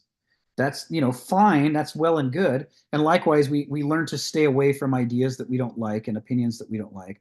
But can we then negate the negation, as Hegel says? Can we learn to separate ourselves from what we love and have attached ourselves to, what we're familiar with, long enough to look back at it and critique it and go, oh, I wonder if I'm completely missing the picture here. I feel like I'm right, but maybe that's the problem. Maybe the worst thing I could do is be too attached to my opinions and conclusions. And I need to learn to see not just, and this is where we see the difference between a philosopher and a sophist. Not just, can I critique your opinions and pick them apart and show all the problems? Any idiot sophist can do that. But can I pick apart my ideas and opinions? And can I, as Kafka says, I can only achieve the Archimedean standpoint on the condition that I use it against myself. If I don't use it against myself, I'm not a philosopher. I'm just a mere sophist. And so this is the difference between the adult mind and the non-adult mind. Because the non-adult mind, no matter how many nuclear weapons it possesses, and how big and strong it is, and how much it bullies other people, and how much money it has, none of that matters if it can't critique itself and get out of the labyrinth of its own opinions and familiarity, and its own parochialisms and systematic ways of assessing things. You have to get past that to be an adult, according to the ancient perspective. The modern perspective, all you have to do is live to age 18, or maybe it's 21, or anyway, pass a threshold, and voila! It is, the adulthood falls upon you. Oh, you are now free. You have all of the rights, and blah blah blah blah. By which we mean, really nothing. It's not that our concept of adulthood is so empty by comparison with this ancient perspective on what's required. And once we're able to fully understand and put into words what it is that they think you have to be able to do to be an adult, it becomes horrifying to consider the way that we handle the boundary to adulthood. That it's so little that we ask of people. And really, the people who do the things that used to be considered an obligation for adulthood, we consider to be not adults. We consider to be troublemakers. Got to put them in a mental institution or in prison, or where they become homeless, or you kill them. But, at any rate, we have no place for them in society, because the last thing we want people doing is critiquing how our society works and where's the power and is all this just and sustainable. Don't rock the boat. Don't bite the hand that feeds you. Don't mess with those things, or we consider you unprofessional. We've defined everything topsy-turvy. It's bizarro world. It's Alice in Wonderland. The kind of, from an ancient perspective, the way that we've organized the world not only makes no sense, but it is highly organized to be the opposite of what the ancients thought was the way you're supposed to do things. It's just shocking. Ginny, come off mute and tell us what's on your mind. This is the big question.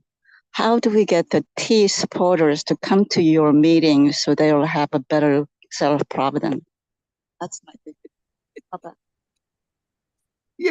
The problem of how to reach people who need this stuff is a whole separate problem from the problem I'm trying to solve here. And the problem I'm trying to solve here is I'm just trying to help us read Kenneth Smith and see what he means, when he's writing here.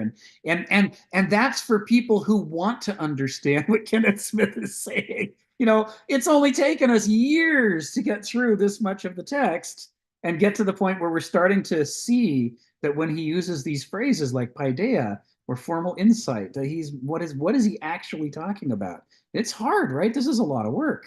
I mean, it's fun. I love it, which is how I'm a nerd. But it's hard. Now, if you add to that somebody who doesn't want to understand this, the last thing in the world they want is to read Kenneth Smith, and certainly they don't want to wrestle with questioning their beliefs.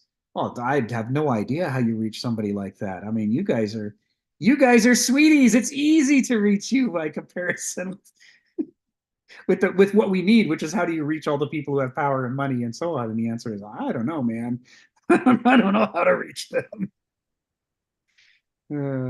But anyway, I'll write a book. My wife's going to help me. It's a big question, in my opinion. Yeah. well, we're gonna write some books. All right, so that's the first sentence of paragraph 8. So now we can do the second sentence of paragraph 8. Isn't that cool? Oh my God. We're moving on to second sentence. Second sentence of paragraph 8. Yes. Oh my God. Okay, yes, and I think it'll go swiftly now for at least a few sentences, because that last sentence of paragraph 7 sets up this whole paragraph. So he says, what distinguishes humans from animals? And of course, this opening, what distinguishes humans from animals, has to be understood in the Aristotelian sense, which is what distinguishes the mature, fulfilled, arete possessing version of a human from the adult, fulfilled, arete possessing version of an animal, right? He's not talking about what distinguishes the most benighted among us from animals, because then the comparison is somewhat less positive, which is that we're idiots who are not self-provident, and they are self-provident, and but he's saying, if you get the Aristotelian arete of mature adulthood of Homo sapiens, which is this combination, as Heraclitus puts it, of wielding on the one hand as much wisdom as a mortal can possess, and on the other as much self-providence as a human being can cultivate in themselves. What distinguishes humans from animals is this higher order of insight, the one we just alluded to. The ability to look at oneself and other people and figure out, why do we do the things that we do? Why are we behaving and acting this way? That's the magic trick that was, from evolution's perspective, worth making our species lose its ability to know what's self-provident and what's not, which you'd think, on the one hand, well, that's catastrophically dangerous. Why would you give up self-providence? And the answer is because if you remove the shackles that were enforcing self-providence on our distant other species ancestors, what you unleash is this ability to ask a new level of question, which is, should we behave the way that we do, or are there other ways that we could be behaving? You start to be able to question the culture itself. And you start to be able to cultivate culture, which is something that other animals can't do. The only way other animals would be able to do that would be to go through the same crisis we're going through, just to lose the shackles that keep them self-provident. You can't, it's the exact same capacity in us that causes both consequences. The difficulty of remembering what's self-provident is the price we pay for having the ability to become obsessed with things that aren't directly related to our self-providence. Right? We can be, that ability to be obsessed about the wrong things also gives us the ability to be obsessed about new things that animals can't be obsessed about. That's the door of the cage opening. And once we're out, we can go both places. So this higher order of insight and the orchestrated resources of form to organize words into insightful or revelatory theses, the capacity to express these new concepts that were never part of our life when we lived more plugged into our gnosis, more plugged into the way the world works. Only through distancing ourselves have we gained this capacity to talk about things that aren't about, what are the 4 F's of the limbic system? Feeding, fighting, fleeing, and sexual reproduction.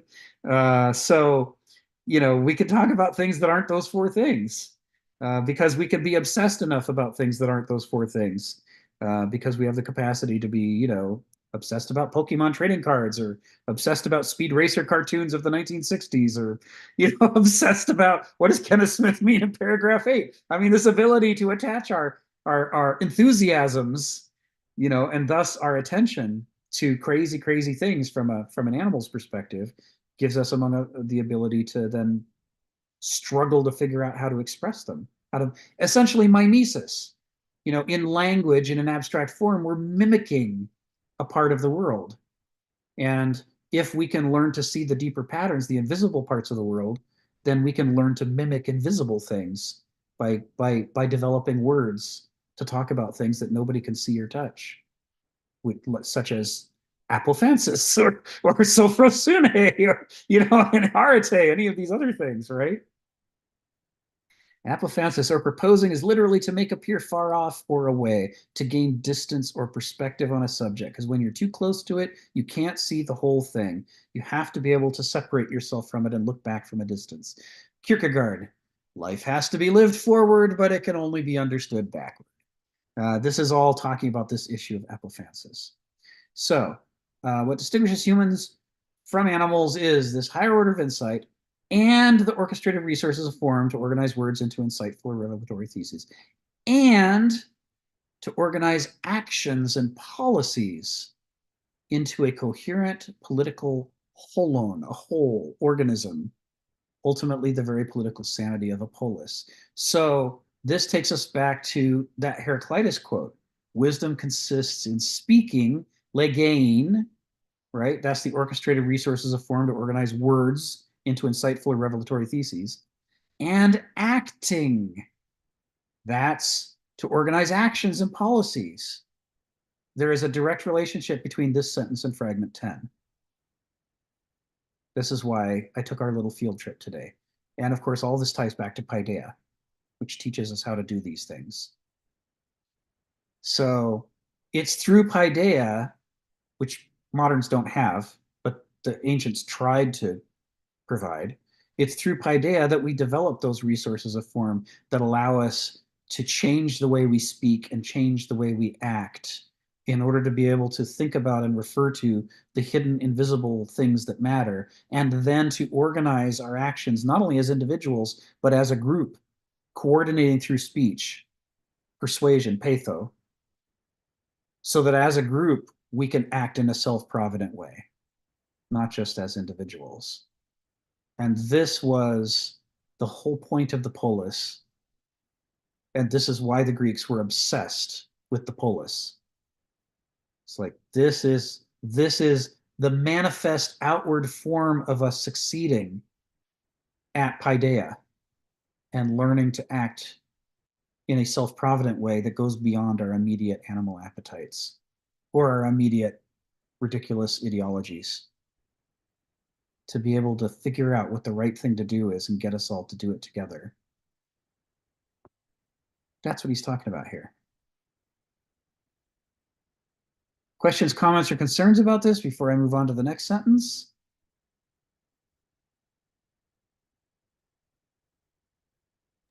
There it is. Stephen, come off mute. Tell us what's on your mind. This sort of point was something T.H. White was bringing up. Are you familiar with the book? Yeah. This is it. Even if you've watched the movie of the stage play, Richard Harris is playing King Arthur, and he's having to cope with his adult responsibilities, and his security blanket Merlin is no longer there. Of course, Merlin was, playing, turn me into a bird again, Merlin. Let me fly far away from anything. I'm up close. Of course, Merlin, when Merlin was turning Arthur into all these different animals so he could experience different perspectives. And, in the play, Arthur is going on, proposition, Merlin, proposition. Remember, you always, you've come up with this word again. When we start off with a sort of a scientific sort of argument, we start off with a proposition. We've seen something. What is my proposition? Then I start testing my proposition. I ask, well, is my proposition logical? Okay, if we pass the logic test, how probable is it? One of my biggest concerns where I've been coming to these groups, especially, our Australian ones, I've been trying to point this out to people again and again and again, and they just don't get it. And this is one of the simplest propositions in worldviews. Not that I'm particularly smart. That is, there's a difference between rationalism and idealism. And a lot of what when these people running around are calling themselves rational, I'm a rationalist. My perspectives on reality, they're talking about their ideals. When the world conforms to my ideal, then I will be happy. This is the precise perspective of every child. I have a wish, I have a desire, I have an image of what should happen. I'm owed it, man. I want to be king of the universe. Why aren't I getting it? This sort of idealism that's going on and not really understanding what rationalism. Rationalism is a critique of idealism. I mean, you got this guy, Putin, for example. He spends half an hour telling people about the history of Russia. And the whole Western press is going, what's wrong with this guy? Is this guy crazy? And they just can't figure it out. Putin's saying, we started out over 1,000 years ago, and you Americans, how long have you been around here? And you're telling us that we're outmoded. You're telling us that you're going to take us out with the garbage. And you're so convinced of this. Well, that's a grand idea. Well, you want to take Russia and put it out with the garbage. Let's see you do that. It's not going to be as easy as you think. And this is what I'm seeing in the West, as this mad idealism has taken over, where we are now behaving in a manner that the Anglo-Saxons are behaving in a manner that consumed the continent in the early part of the 20th century.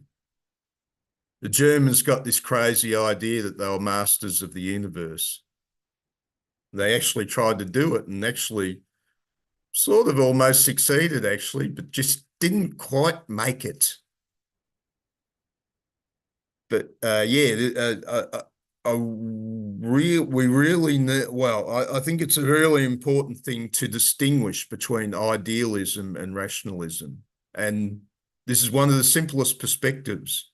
Yeah. And they're not doing it. You try to explain this to people, eventually they start getting angry and they call themselves philosophers. Right. Thanks, Stephen. Well, and part of it is that English doesn't lend itself to making the distinction between idealism and rationalism. Rationality and reason, in English, our definitions are words mean whatever the majority of people think they mean. They don't have any stable meaning. They don't stably refer to any particular part of the cosmos. And so, one day rationality might be the higher form that critiques idealism, and the next day rationality equals idealism. And we have no control over that, because it's considered a sin against linguistics to insist that we need the ability to refer to things that are important. The answer is no, you don't get to do that. The only thing that's important is what the majority wants. If the majority wants to call rationality idealism, then rationality ipso facto is idealism. And there's no higher faculty for you to worry your pretty little head about. Just stay down at the level of idealism, and that's all that you'll need, because that now equals rationality. So this is where it becomes important to be able to pull in specific terms from other languages and say, well, these terms are not yours to redefine. We're going to talk about the way the Greeks actually used them once upon a time. Ancient Greek, not modern Greek, ancient Greek. And it's fixed. And because it's fixed, that gives us the ability to make distinctions, like to distinguish between idealism and rationalism, and have the distinction stick. It stays stable. And now we've got a frame of reference for talking about things, but only if we introduce people to these distinctions. Or we could take them to the German and say, what's the difference, between Verstand and Vernunft? German too gives us the ability to draw that distinction, but in English, it's hopeless. It's an uphill battle. And I used to do this all the time. When I was younger, I used to argue with people and try to get them to use the more useful definition of a word. But our commitment to the majority owning words is absolute. It's absolute. All the dictionaries follow that rule. Whatever the majority is using, that's the new definition. And it's swimming against a tide of billions of people to try to stop it in English. So I gave up on that as a lost battle. But I mean, you're right. Those are the distinctions that need to be made. What does our theory say should happen versus what actually happens? Hitler was hoist on that petard when he went to the Eastern Front, and before him, Napoleon was hoist on that petard when he went to the Eastern Front, and really every human being in their life on smaller scales runs into this at some point. Like when your car won't start and you're young, but not so young that you just passively go along with things. When you get to that adolescent stage and you start to think, I wonder if I can change things with the power of my mind. And your dad's trying to start the car and you're sitting there going, start, start, start. And, sometimes after the sixth or seventh try, it'll start and you'll go, I made that happen. With the power of my mind, I willed it to happen. And that works right up until the time when you try to start the car and it doesn't work after the sixth or seventh or the eighth or the 10th. And then you're depressed because you're having to confront the truth, which is that, reality and my mind are two different places. And it doesn't matter how desperately I want it or how hard I try to make it happen with my brain. It's completely unrelated to whether it happens or not. That is a tough pill to swallow, and many people never swallow it. They just spit it out whole life long and refuse to believe that things can't be the way they defined them as. And I gotta say, I remember what that felt like. I know the pain. I know why they don't want to do it. None of us, I didn't want to give up the belief that I could start the car with my brain if I just wanted it enough. But I had enough death and failure in my life. I had to accept it. When the people you love die and they don't come back, you eventually figure out there are a lot of things outside of our control, and that's just how it is. Phil, what's on your mind? Yeah, what's on my mind started with Jenny's question, why aren't more people coming to this meeting? And I begin to wonder, at first, sort of like ironically and sarcastically, like, is it because we have the magic pill that they don't want? I mean, I'm talking the magic bean. Yuck.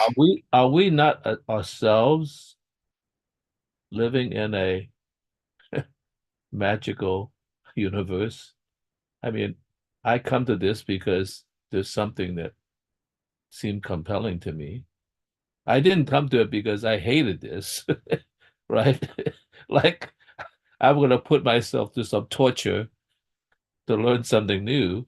I mean, uh, so I wonder whether there's not a limitations to our ability to be self-critical.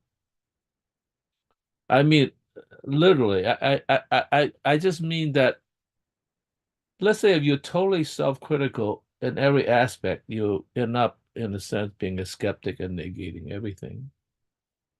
And so therefore it becomes so fragmentary that you have no grounding whatsoever. So at some point, there is a kind of, at least a psychological and almost existential bias to have to believe in something. And so in some sense, self-criticism cannot penetrate all the way down. It can only go maybe halfway. So I wonder whether that's itself not a contradiction in that sense. And one of the things that I think where capital is being so efficient is that penetrates into our desires and actually creates, both through this production and through advertising, that we actually want what is being delivered. I mean, we want it. That's why it's hard to get out of it. I mean, whether it's through spectacle or whether it's through brainwashing or through putting an array of products, and or whether it's through materializing nature, so that we believe that milk actually come from the supermarket. I mean, all those things we not only verify, yeah, it does come from the supermarket, for heaven's sakes. You know, and so it's so efficient in its sort of ability to adapt to the changing structure that it creates the fantasy, the magic pill. So maybe Marx, in some sense, is you know, it is the opiate of the people because we have all been drugged in this sense. I mean, what if they do come? Actually, they actually have a partially come to that. They just give you a pill, you're happy. You know, it's like crap in the grocery store, you know. Uh, but you're happy because you're on a happy pill. And so we are beginning to do that, aren't we? Like, you know, like they give you these pills to, you know, calm you down because you need something to calm you down. They need you get a pill to energize you because you need some more energy. It's like, yeah, we're all living in a drug therapy universe. And that's why we emphasize our. So I actually think that there are some core beliefs that maybe we have no ground for, but we have to have something in order to be critical even of ourselves, because there's some aspects that we that is not attached to that, but can we be self-critical all the way down? I have my doubts, you know, Yeah. and so therefore we always have a degree of bias that we carry forward with us. Yeah. Yeah. So that's by the way, that's one of the reasons why I fear my own biases to a certain degree, because I don't want to at least colonize somebody else by my biases, even though I truly believe in it. So I'll just leave it there. That's why nobody's coming, because they're hooked on another pill.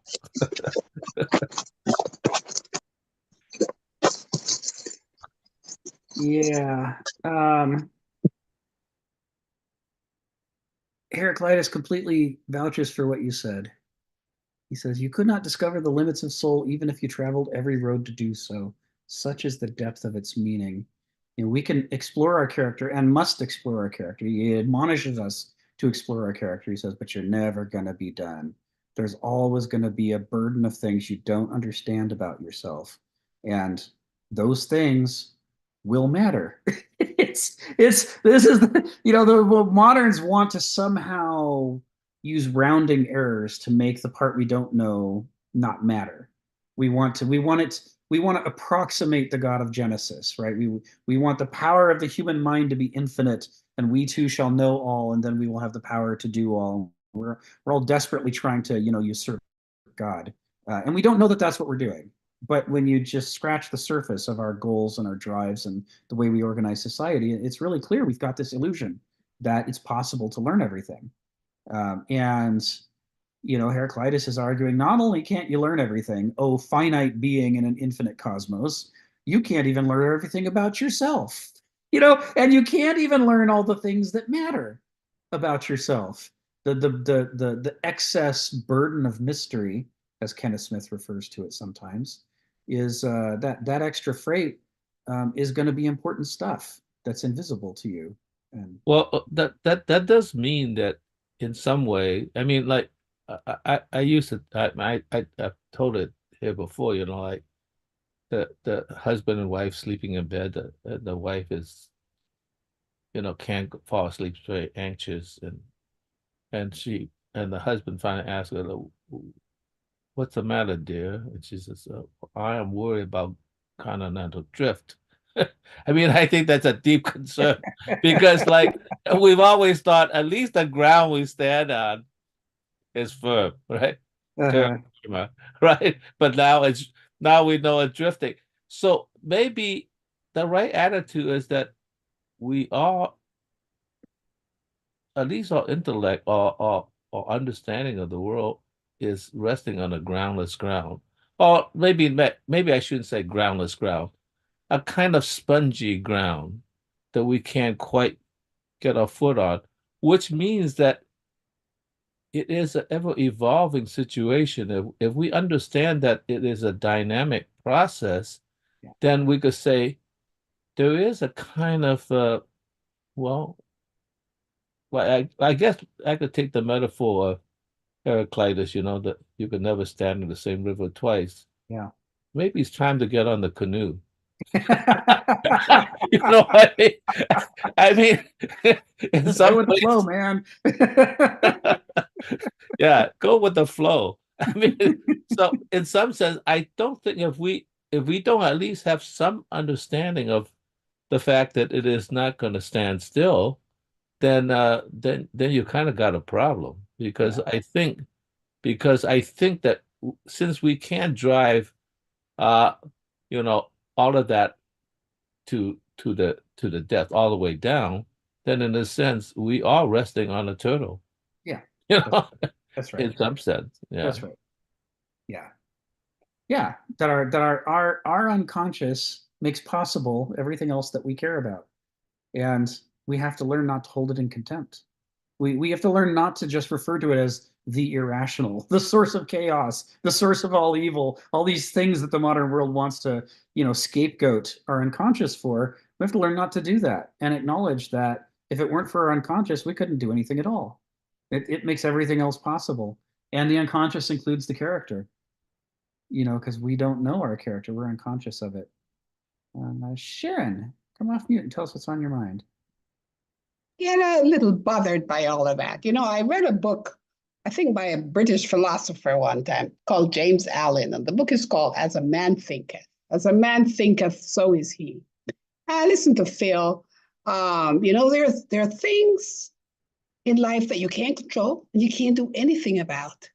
And that's one of the powers of religion, I think. It's called transference. It's how you deal with ignorance. You let it go. Because the continental divide is shifted. If you're so worried, go stand and fall in the middle. Forget it. One of the things that and I guess because I never became a psychiatrist, because I don't understand anxiety. And I guess I don't understand anxiety because of the groundation that I got from that man called Nimrod Townsend. You deal and you act on what you can control or what's in front of you. So I'm not going to worry about the continental divide. Okay, move on. It's raining, you go inside. Hey, or you stand outside if you want to get wet. Don't have an anxiety. So I have a lot of difficulty with that. And I guess as an anesthesiologist, if you think you're going to kill that patient, you're going to kill him. Yeah, you better think differently. That's right. That's right. Yeah, if you want to hike on a cliff, next to a cliff, you better be the sort of person who can look away from the drop. I do that. I'm a big hiker. I hike on long cliffs all the time, and I'm not going to fall down if I look where I put my feet. Right. So anxiety is something that I find is controlled by the power of your mind, yes. And all of that is part of the development. Know thyself. Character, right? I mean, you have a character that's not fundamentally anxious. Well, I think it's more than character. She's also a pragmatist. She's very practical. Extremely pragmatic. Yeah. I mean, you're talking about in the car. If you have a faster car, take the man down. I happen to like little racing cars.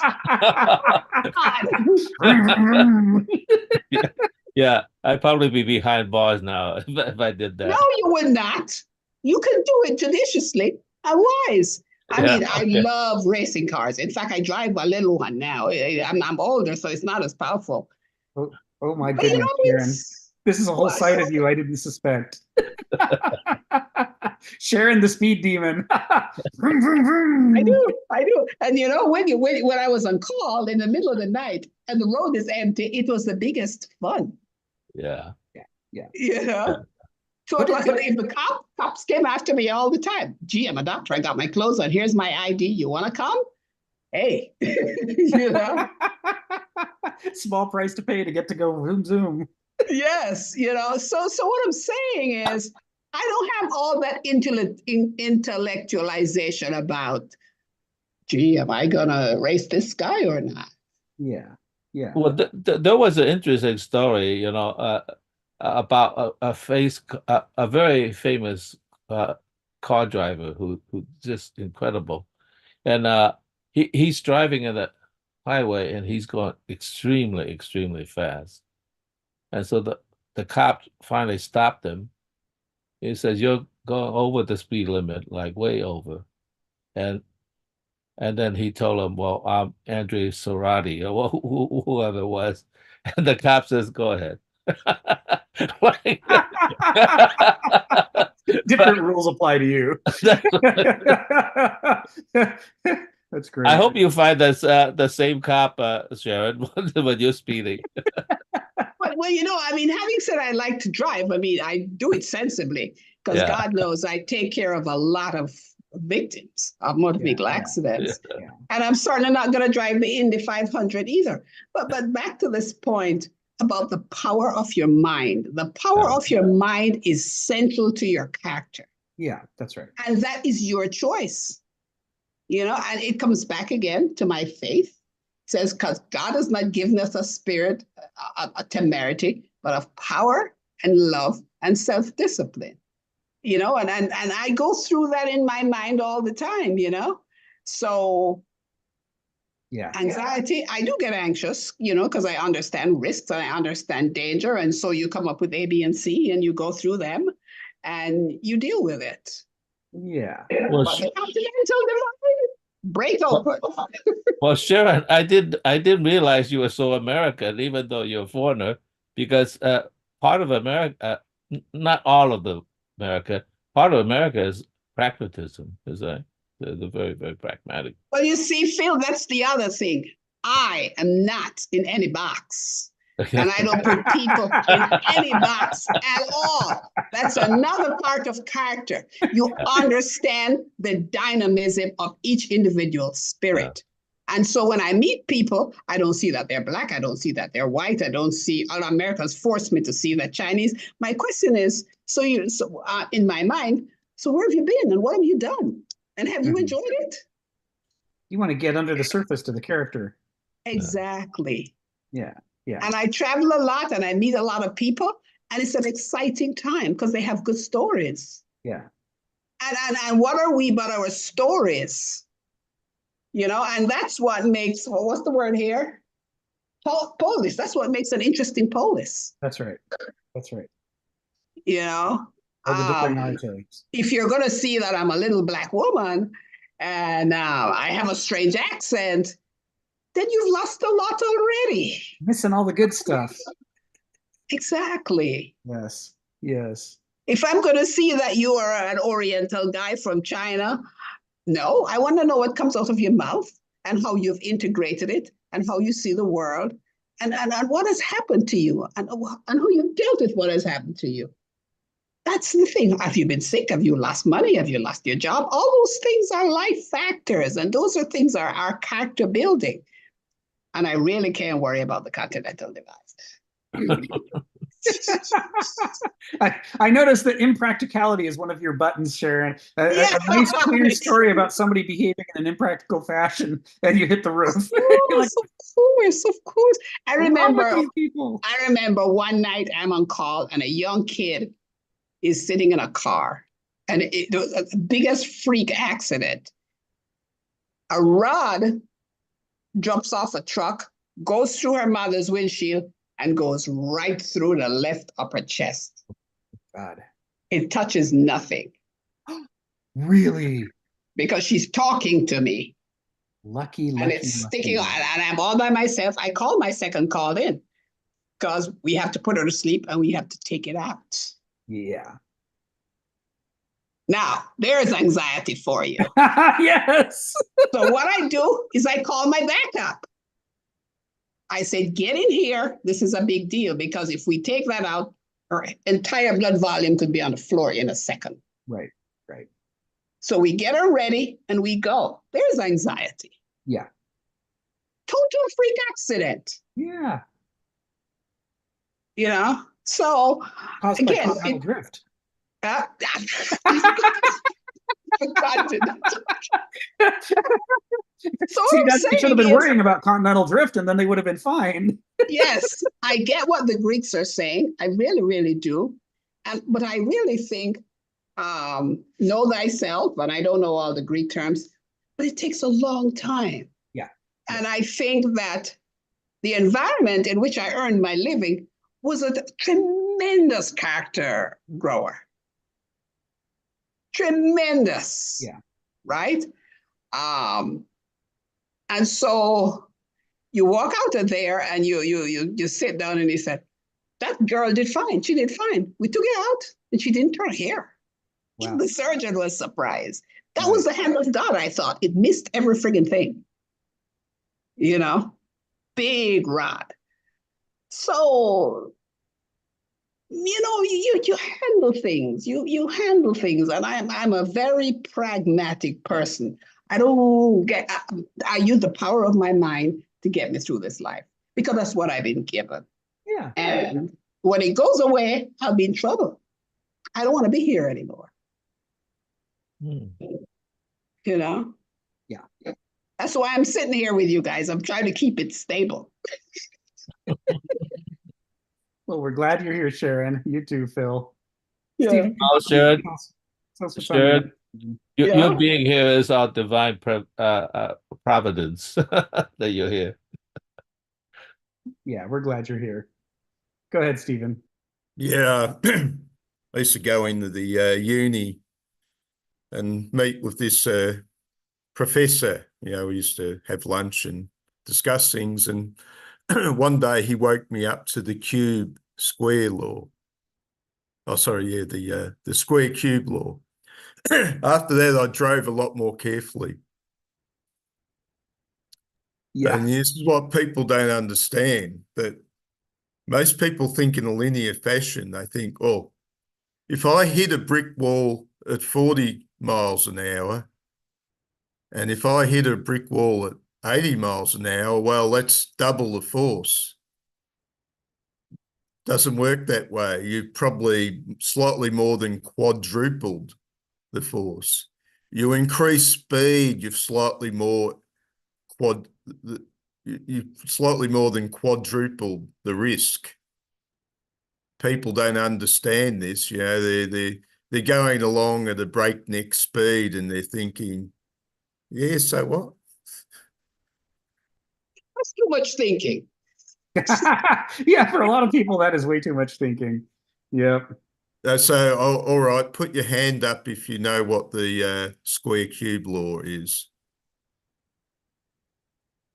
I took my physics classes. So Yeah. this is you got your babes in the wood. If you're going out and doing what they call physics these days, Oh, yeah.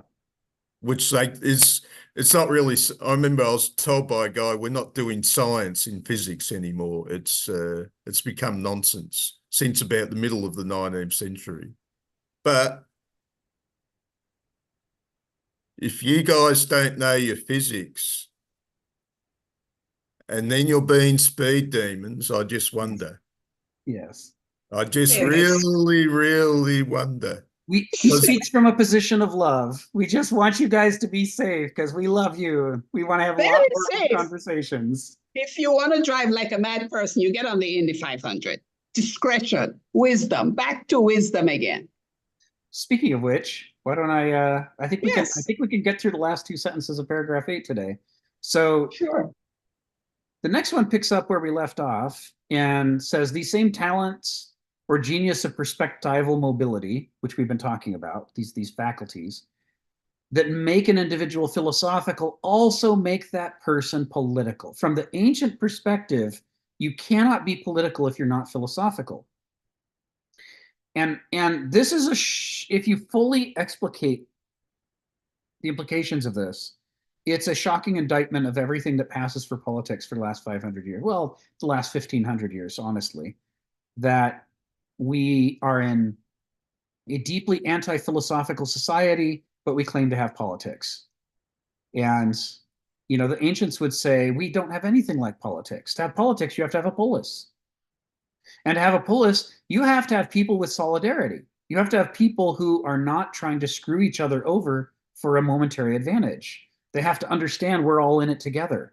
We rise together and we fall together. That if we don't all work together to cultivate the next generation are going to be idiots. And if we make that choice, then we're idiots too.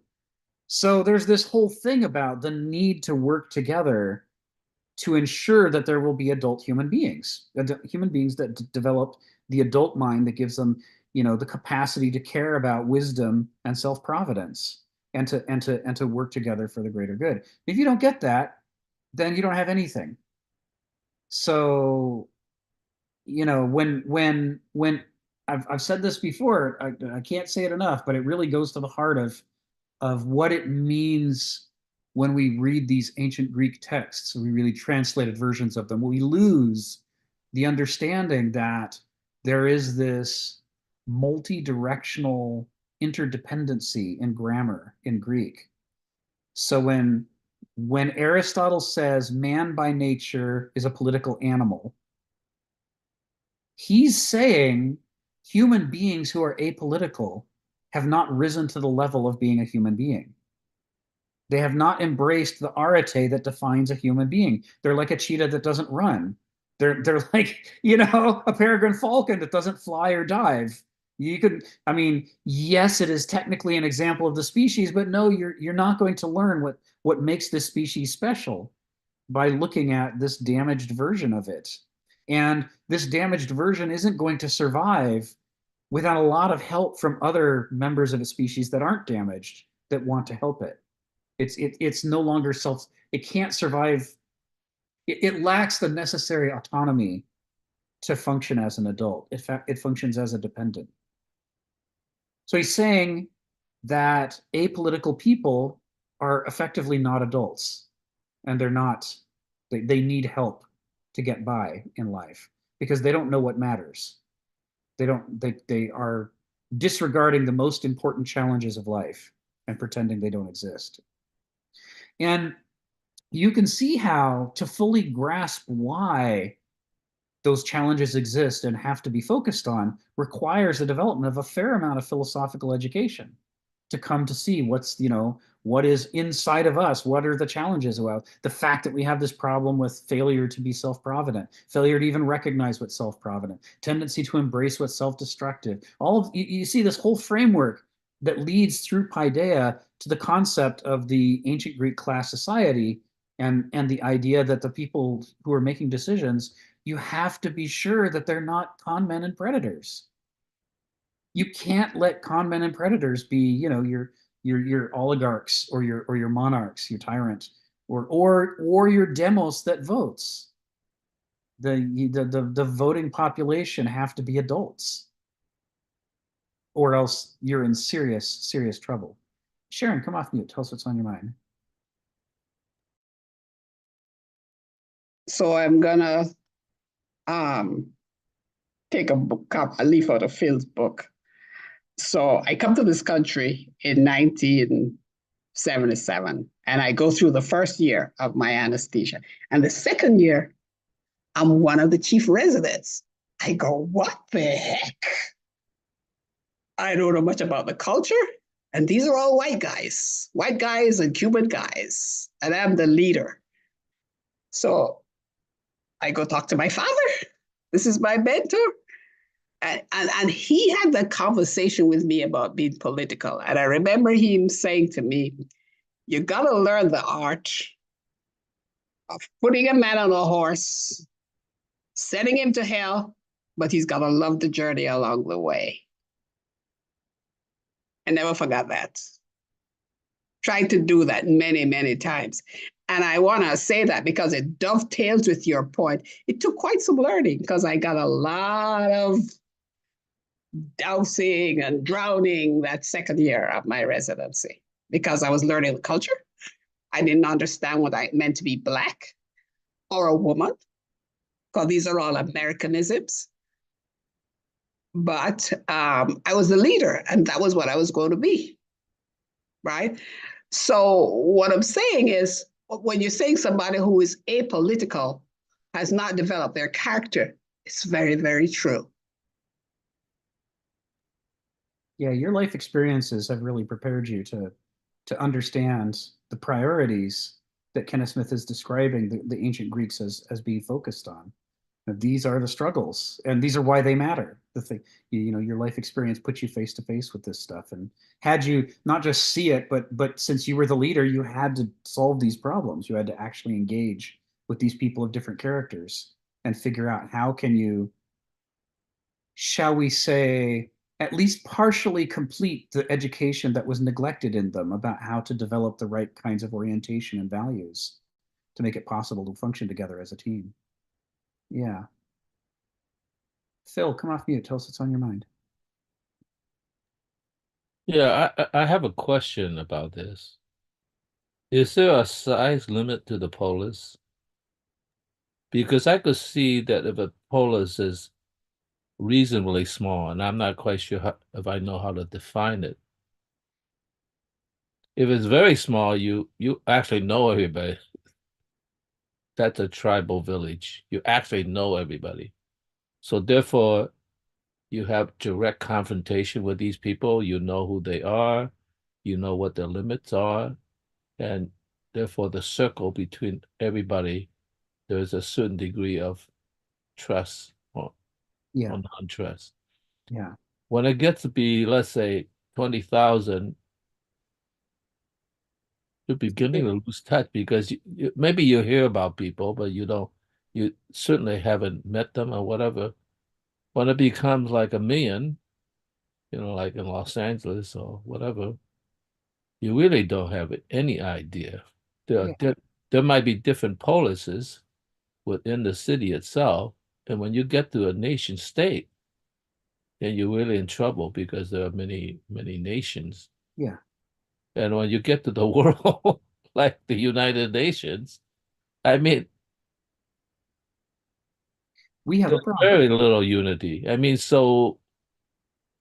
but we exist in an ever expanding concept of at least nations, states. They're quite large. How does that work? I mean, it's like, because even back in the time of Athens, and Sparta, Thebes and so forth, they were big, but they're not that big. You know what I Right. mean? It's like, so are we talking about a situation that no longer exists and can no longer exist in a way? I mean, it's hard for me to believe that we will suddenly decide, well, let's just give up on bigness and just go to villages. And that's how, because we have become so dependent on supply chains because, things coming from everywhere, you live in a, you're basically in a survival mode and the limitation of the materials that's there. Yeah. So this is really quite an abstraction that no longer exists. Well, you're asking the right question for sure. And Donald can correct me if I'm wrong, and I probably am, but I think Plato talks about it in the Republic. Mhm. What is the maximum size before which it stops to be a polis? And is that I, right, Donald? Does he give a I, figure? I don't think it's the maximum size. I Ideal. think there are ideas about the minimum size Okay. that you sort of takes so many potters to make the Yeah. pot. You end up with a system, not that Plato maybe thought of it that way, a system of linear equations that you solve, and you end up with, we must need so many bricklayers and so many potters and so many olive oil manufacturers, to get it to all balance, to get the right ratios. Right. I don't think he talks about a maximum size, although I could be wrong, and it certainly seems that you don't want to get too much bigger than the minimum size. You just Yes. create those problems, but you can't be a polis if you're too small. Yes. And from modern experience, you would certainly say that Well, that we've got many cities that are too big. It can't be governed. Yeah. Yeah. But Yeah, so I must be misremembering, and I didn't know about the part of the Republic that talks about the minimum size. well, I'm not sure it's actually in the Republic. Okay. It's from the things he says, other people have conjectured that there's a computation that could be done Right. that would show about what he's thinking. Yes. But he also suggests at some point that you have circles and spokes, wheels for your streets. There's all kinds of There's all kinds of stuff in there. stuff. I don't know. Yeah, somebody, it might not have been him, it might have been Aristotle, but somebody had a discussion about the importance of the population not getting beyond the point where you know everybody, or at least know of direct reputation. You at least need to know somebody who knows the people you don't know. And if it gets any bigger than that, the danger is you stop dealing with them as concrete people and you start to deal with them as abstractions. And the moment that happens, the city begins to divide against itself because you're drifting into noesis at that point, and noesis is the devil when it comes to politics. It helps a lot to know actual tangible people. It keeps you grounded about who they are and what they want and what they need. But the moment you start just generalizing and saying, well, Jews and black people and women, that it all falls apart. Well, I think in Athens was maybe 60,000 people, and there are maybe 6,000, 8,000 something citizens. Right. But it's not, to me, inconceivable that one could know, in some sense, that number of people. It could be in the thousands. It could be done. And still do it. If nothing else, who was your father? Right. What's your deme? Right. Much the same way tribal communities know today. When I was younger, I used to go to a remote area of Louisiana that was sort of isolated, been kind of isolated, where my mother's family was from. And it was, I got used to saying to people, they would say, "Who are you?" They knew you weren't from there, and it's where they would have known you. My mother was a Bridges, her mother was a Hutchinson. I'm from the people that live over there on the river, and fine. Then they're like, "Oh yeah, my grandma knew your great aunt." yeah. That's right.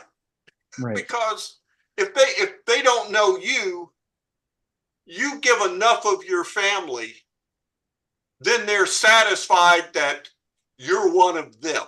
That's how the Navajos do it. Yeah, so, exactly like that. Exactly like that. Well, my question is that obviously, even in Greece, you're not restricted to your geographical area in terms of economics, in a sense, right?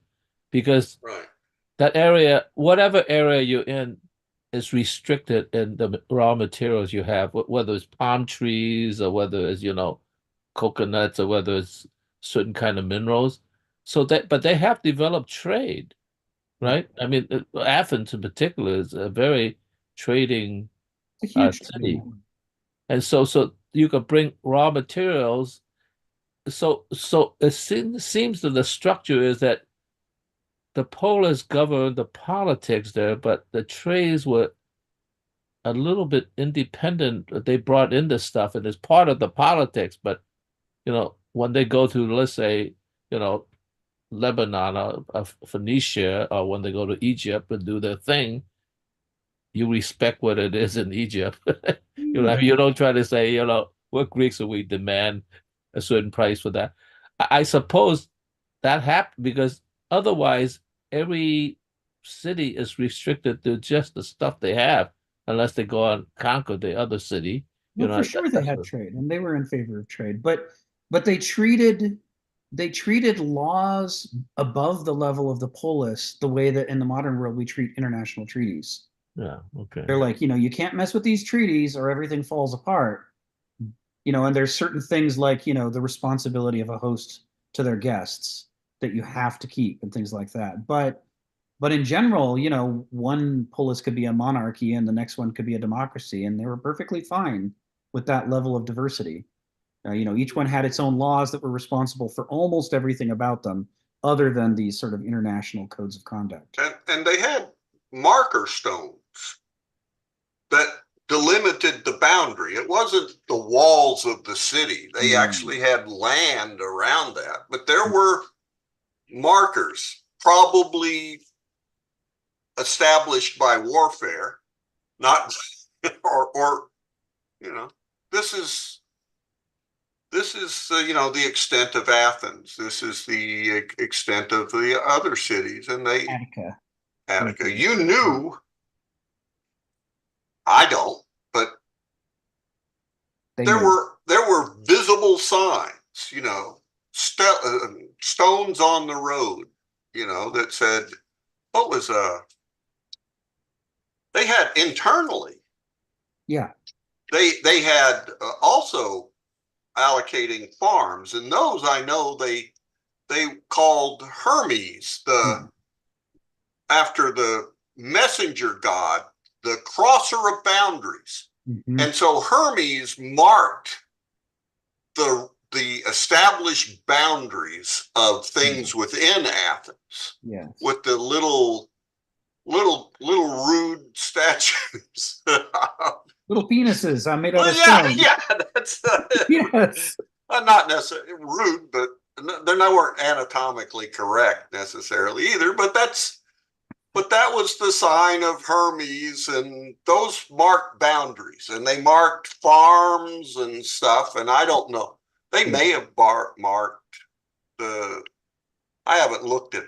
They were all over the place. There's a good book, a really good book.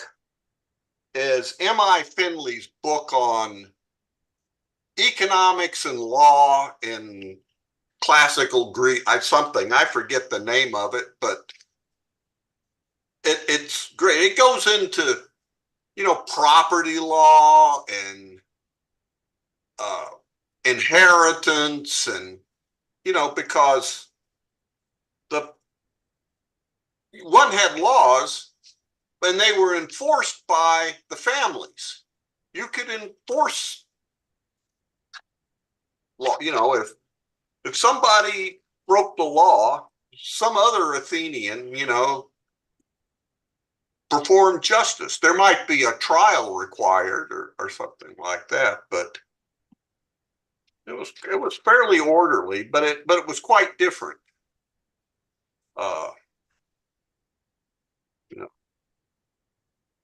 But I know he discusses the boundaries. There's debt law, there's finances, and how officers to the state get selected, and got all kinds. It's got wonderful things in it that sort of bring alive. I mean, things. Oh yeah, there we go. Economy and Society in Ancient Greece. It's a great book. You could at least 20 years or so ago find it in used bookstores a lot. I don't know if you could find it now or not, but it was pretty common at one time, probably because a lot of people were getting rid of it, but it's a great book.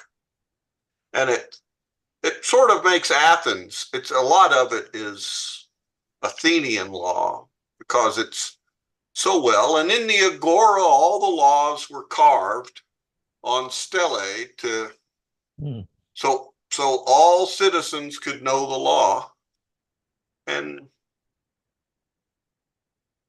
do it. But it makes the society seem far more real than reading Plato or Aristotle or something, because talks about, the mundane things that made the polis work, Yeah.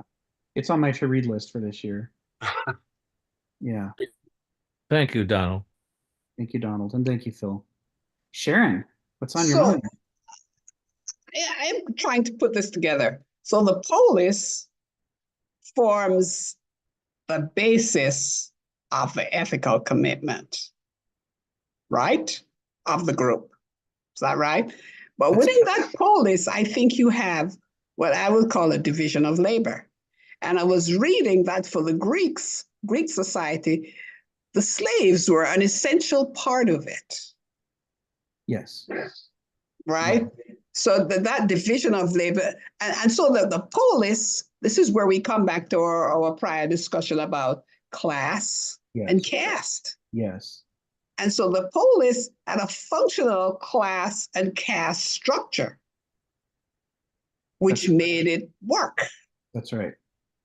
And, economy and society in Greece, I mean, I have not read that book, but I'm very sure it talks certainly about talks about this. Yes. Yes. That's Yeah, it. you're absolutely right. You're absolutely right.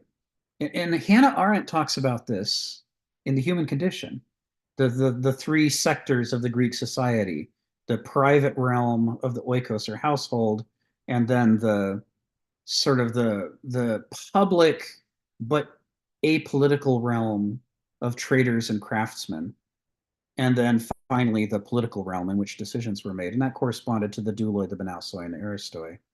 And that wasn't the only structuring they had. I mean, to get to what Phil said earlier, the polis was more than tribal. It was a welding together of tribes and clans into a new structure that transcended tribe and clan. But even within the polis, even though there were multiple tribes and multiple clans, and they all knew who they were, I mean, they were obsessed about their identity. They agreed to abide by the laws and customs of the polis in order to create a greater whole.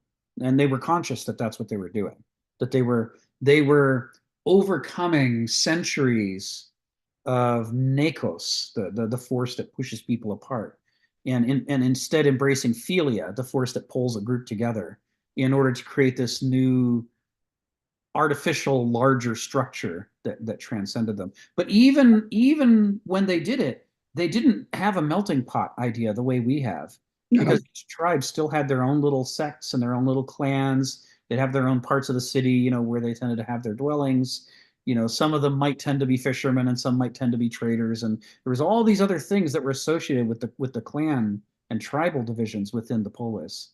So you can think of it as at least two-dimensional. On one hand, you've got this class system, and on the other hand, you've got this tribal clan system that's crossing it orthogonally. So it's interesting. It's interesting. And yeah, so thanks for bringing that up. Stephen, you got your hand up. Go ahead. Oh, this will be relatively short, which will please you no end. But I have mentioned this before, and I keep on coming across this all the time. And it's a mistake. It's this monist thinking again, that a lot of modern thought cannot distinguish between the individual and the class, or the individual and the group. Now, if you're going to talk about a race or a political party, a politics, all of these things require a group. You're not a race all on your own. The individuals is a little bit different from the group.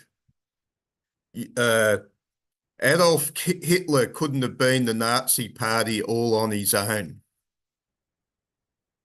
They don't seem to notice this anymore. I'm always thinking of that Norman Spinrad novel where Adolf Hitler can't be bothered with German politics, immigrates to New York and becomes a pulp fiction writer. Anything could happen with the individual sometimes. The group is something different. We pigeonhole people in a group. That's your confines. You cannot go outside it.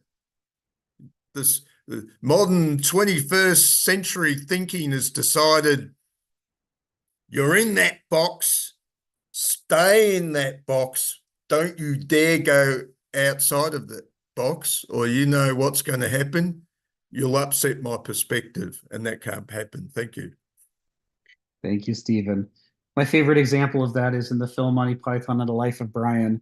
There's a scene when they're sitting around at a stadium. It's a bunch of people who hate the Romans and are trying to fight off the Romans, and they do various guerrilla activities. But now they're confessing to Brian the way that they have a lot of splits and schisms in their group, and that what should be a unified resistance movement is instead broken up into this group and that group and the other group, and then they get lost and they get confused about which group is which. And then they go, oh yeah, the People's Popular Front of Palestine. They can't quite remember. And whatever happened to the People's Popular Front of Palestine? And they all looked at, and they say, he's over there. And across the way, there's one little old guy with a beard sitting there minding his own business. And they all go, Splitter. He looks up like, what? It's like, I'm a political party of one. This is me. Complete absurdity. Sharon. There's this much, I'm about to turn. There's this movie that won an award at the Academy Awards this year, and I watched it yesterday. It's called The Zone of Interest. And it talks about the polis. I think that the whole Nazi party was a polis in itself, right? Because it had an ethical commitment to which it adhered. But in the zone of interest, it's a family that set up camp right next door to Auschwitz. And you were able to see how the two different policies, right? The two different group of people with different ethical commitments operated. I thought it was exceedingly well done. And I thought that's why I won the award. Zone of interest. I'll have to look for that. Thank you, Sharon. Well, we've got a few more minutes, and I'm just going to pop the final sentence of paragraph 8 into the chat because I can. Because we can do it. I think we can actually finish this week and move on to paragraph 9 next week. To live for the sake of augmenting and challenging one's powers of insight. That is all the stuff we've talked about in paragraph 8. Trying to develop that adult mind.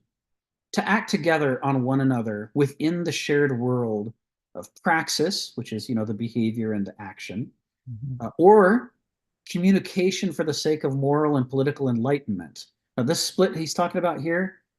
Praxis versus communication. This is the same split that's in that Heraclitus quote. Legein, speech, versus poein, making or doing.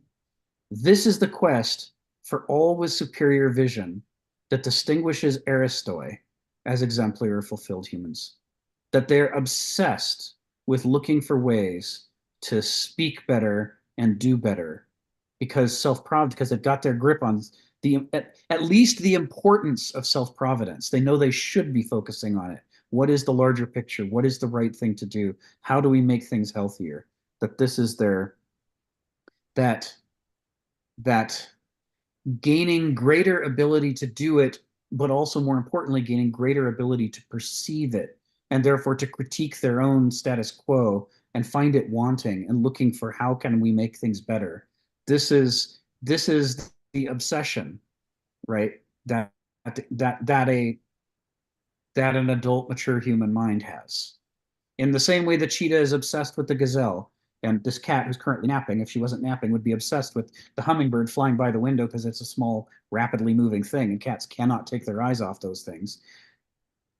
He's saying here that the Aristotelian take is you would know an adult, mature human mind if you encountered one, because it wouldn't stop obsessing over where can we do better? Where can I do better? Where am I falling short? How do we make things better than they are? That's the distinctive obsession of Homo sapiens in its adult form. So if you find Homo sapiens that really don't take an interest in that stuff, those aren't adults. Ipso facto, they're not Aristoi. They're not adults. Phil, what's on your mind? Yeah. Am I on? Let me see. Yeah. I just want to say first before I get into the topic is that, Hitler was an artist. He was a fair artist. You often wonder if he had been a fair artist, a flunk out of art school, whether things might have been different. There might not have been Hitler and the Nazis in a way. So that's interesting. He was not a very good artist, though. I've seen a few of his works, but it's very conservative. Uh, this thing about the last sentence, uh, it sounds like doing, praxis, I guess is doing. And this thing about communication, that seems like in some ways theory, theory and practice. That sounds like what we broke it down. Of course, not exactly the same, but it seems like well, we're sort of stuck in that relationship to a certain degree. I mean, like, because you have a theory, you have a hypothesis, and then you have the I guess the experimental praxis to prove that. So we're still in that idea. I'm sure it's a little bit different. It must have been different in the Greeks than what we have it, because Yeah. Because you do need that practical feedback loop. Otherwise, if it's just pure theory, it doesn't work either. But it's just, I guess maybe you could do without the theory, I suppose. You're just kind of bumbling along and you just, oh my God, I discovered this.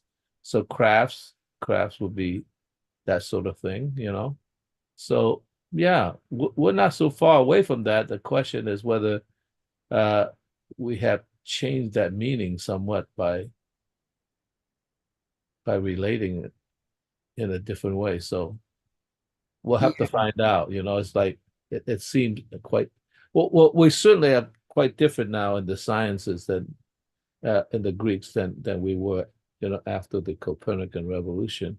So this is a sentence where Kenneth's grammar lets him down and we miss what he's saying.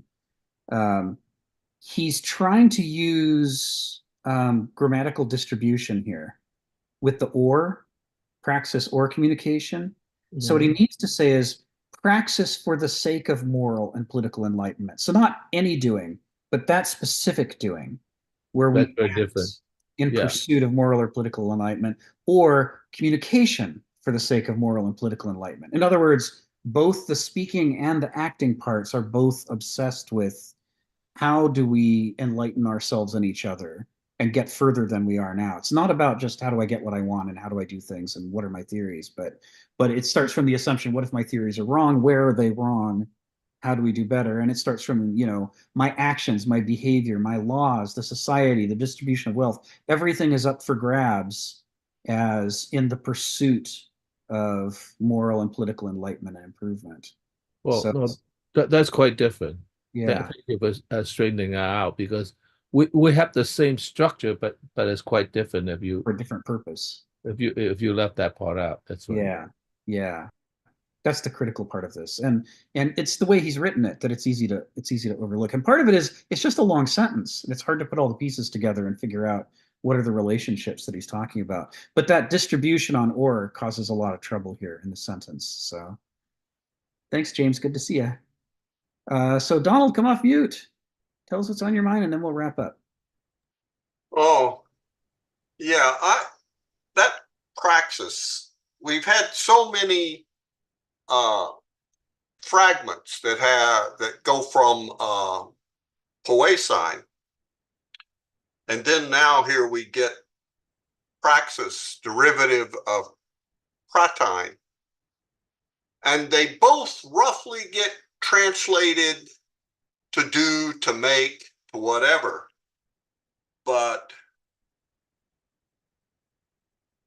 poesign is usually making something, an object, creating.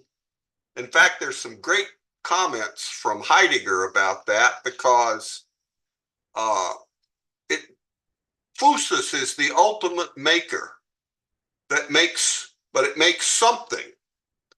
And aletheia, as Heidegger always translated, is unhidden. It's unforgotten. It's from, he has some etymology that it's like the river Lethe, the river of forgetfulness, and truth is the unforgetting, the Alethe. Unhiding the hidden harmony. Unhiding. So poesin or poesis is tied closely to truth because they are both making something that appears in the world, whereas praxis is doing in the sense, but not making something. It's political action primarily, or it could be any action, but you take the action not to produce something else, but for its own sake. I don't know. I'm not so good. And I put a little note here for all you Hitler fans out there about this German, it's a German comedy, Er ist wieder da. He's back. Or look who's back. And it's this girl or somebody, they're around the old chancellery. There's a garden there now, plots of some kind in Berlin. And there's this guy sleeping in the bushes. And it's in the same place historically where the SS guards buried Hitler and burned his body. You know, so he's resurrected behind the chancellery in the garden, behind his old Führer bunker. And that's kind of funny, and he's kind of funny, but it shows how good in the movie he's portrayed as a very good politician, a very good politician. He really listens to all the people grumbling and complaining in modern Germany about what's gone wrong, turns it into a political platform, and dang near you're thinking he's going to be right back where he was. There has been very little change, you know, that turning people's discontents into political action. Yes. I haven't seen it in years, but it is funny for Hitler admirers because it makes fun of him and shows those things about him which are not funny, perhaps dangerous. You know, that he is, we don't think of Hitler as being empathetic of his appeal. I mean, we sit here, you know, how could they have all been so wrong? How could this guy was an idiot? We mistake, and yet that's not the impression in this movie. It's this guy had the skills to be truly dangerous, to be a charismatic leader. Right. Watch him work. Right. And see if you can avoid it. Yeah. Okay. I'd be a bit careful there. Remember, at the end of the day, Hitler had the same machinery as that little old lady walking down the road. So watch out for that little old lady. They're a lot more dangerous than they look. Do they have the umbrellas like in Monty Python, where the little old ladies with the umbrellas come chasing people down the street, enforcing conformity? Hitler was a piece of human machinery. Well, just remember that we are all Hitler somewhere. There's just a touch of evil in all of us, as Anthony Quayle used to say in the old TV series. Well, you know, it certainly I believe that all modern political parties have learned the techniques of the Nazi Party and the Communist Party. Modern advertising has learned all those techniques too. You know, persuasion. Somewhere Kenneth has something really nice about persuasion. Yeah. And but he says it's truth coupled with elegance or eloquence, you know, but that's not modern persuasion. We have something else coupled with eloquence. Yeah. On that charming note, Yeah. I'm gonna call a wrap for today. And next week we'll pick up with paragraph 9 because we finished paragraph 8 today. Woo! Thank you. Phil, drive fast. Take the guy down, Phil. Take him down. He's in your way. Get him out of the way. Just do it. Wow. And Phil's chair will be empty next week. Oh God. No, he's got plenty of gray hair, plenty years of driving. He can do it safely. It never happens to me. It only happens to other people. Okay, I'll believe that one. Have a good week. Okay, bye. Bye. Bye-bye. Nice to hear all of you. Thank you for the advice, Joe. Bye.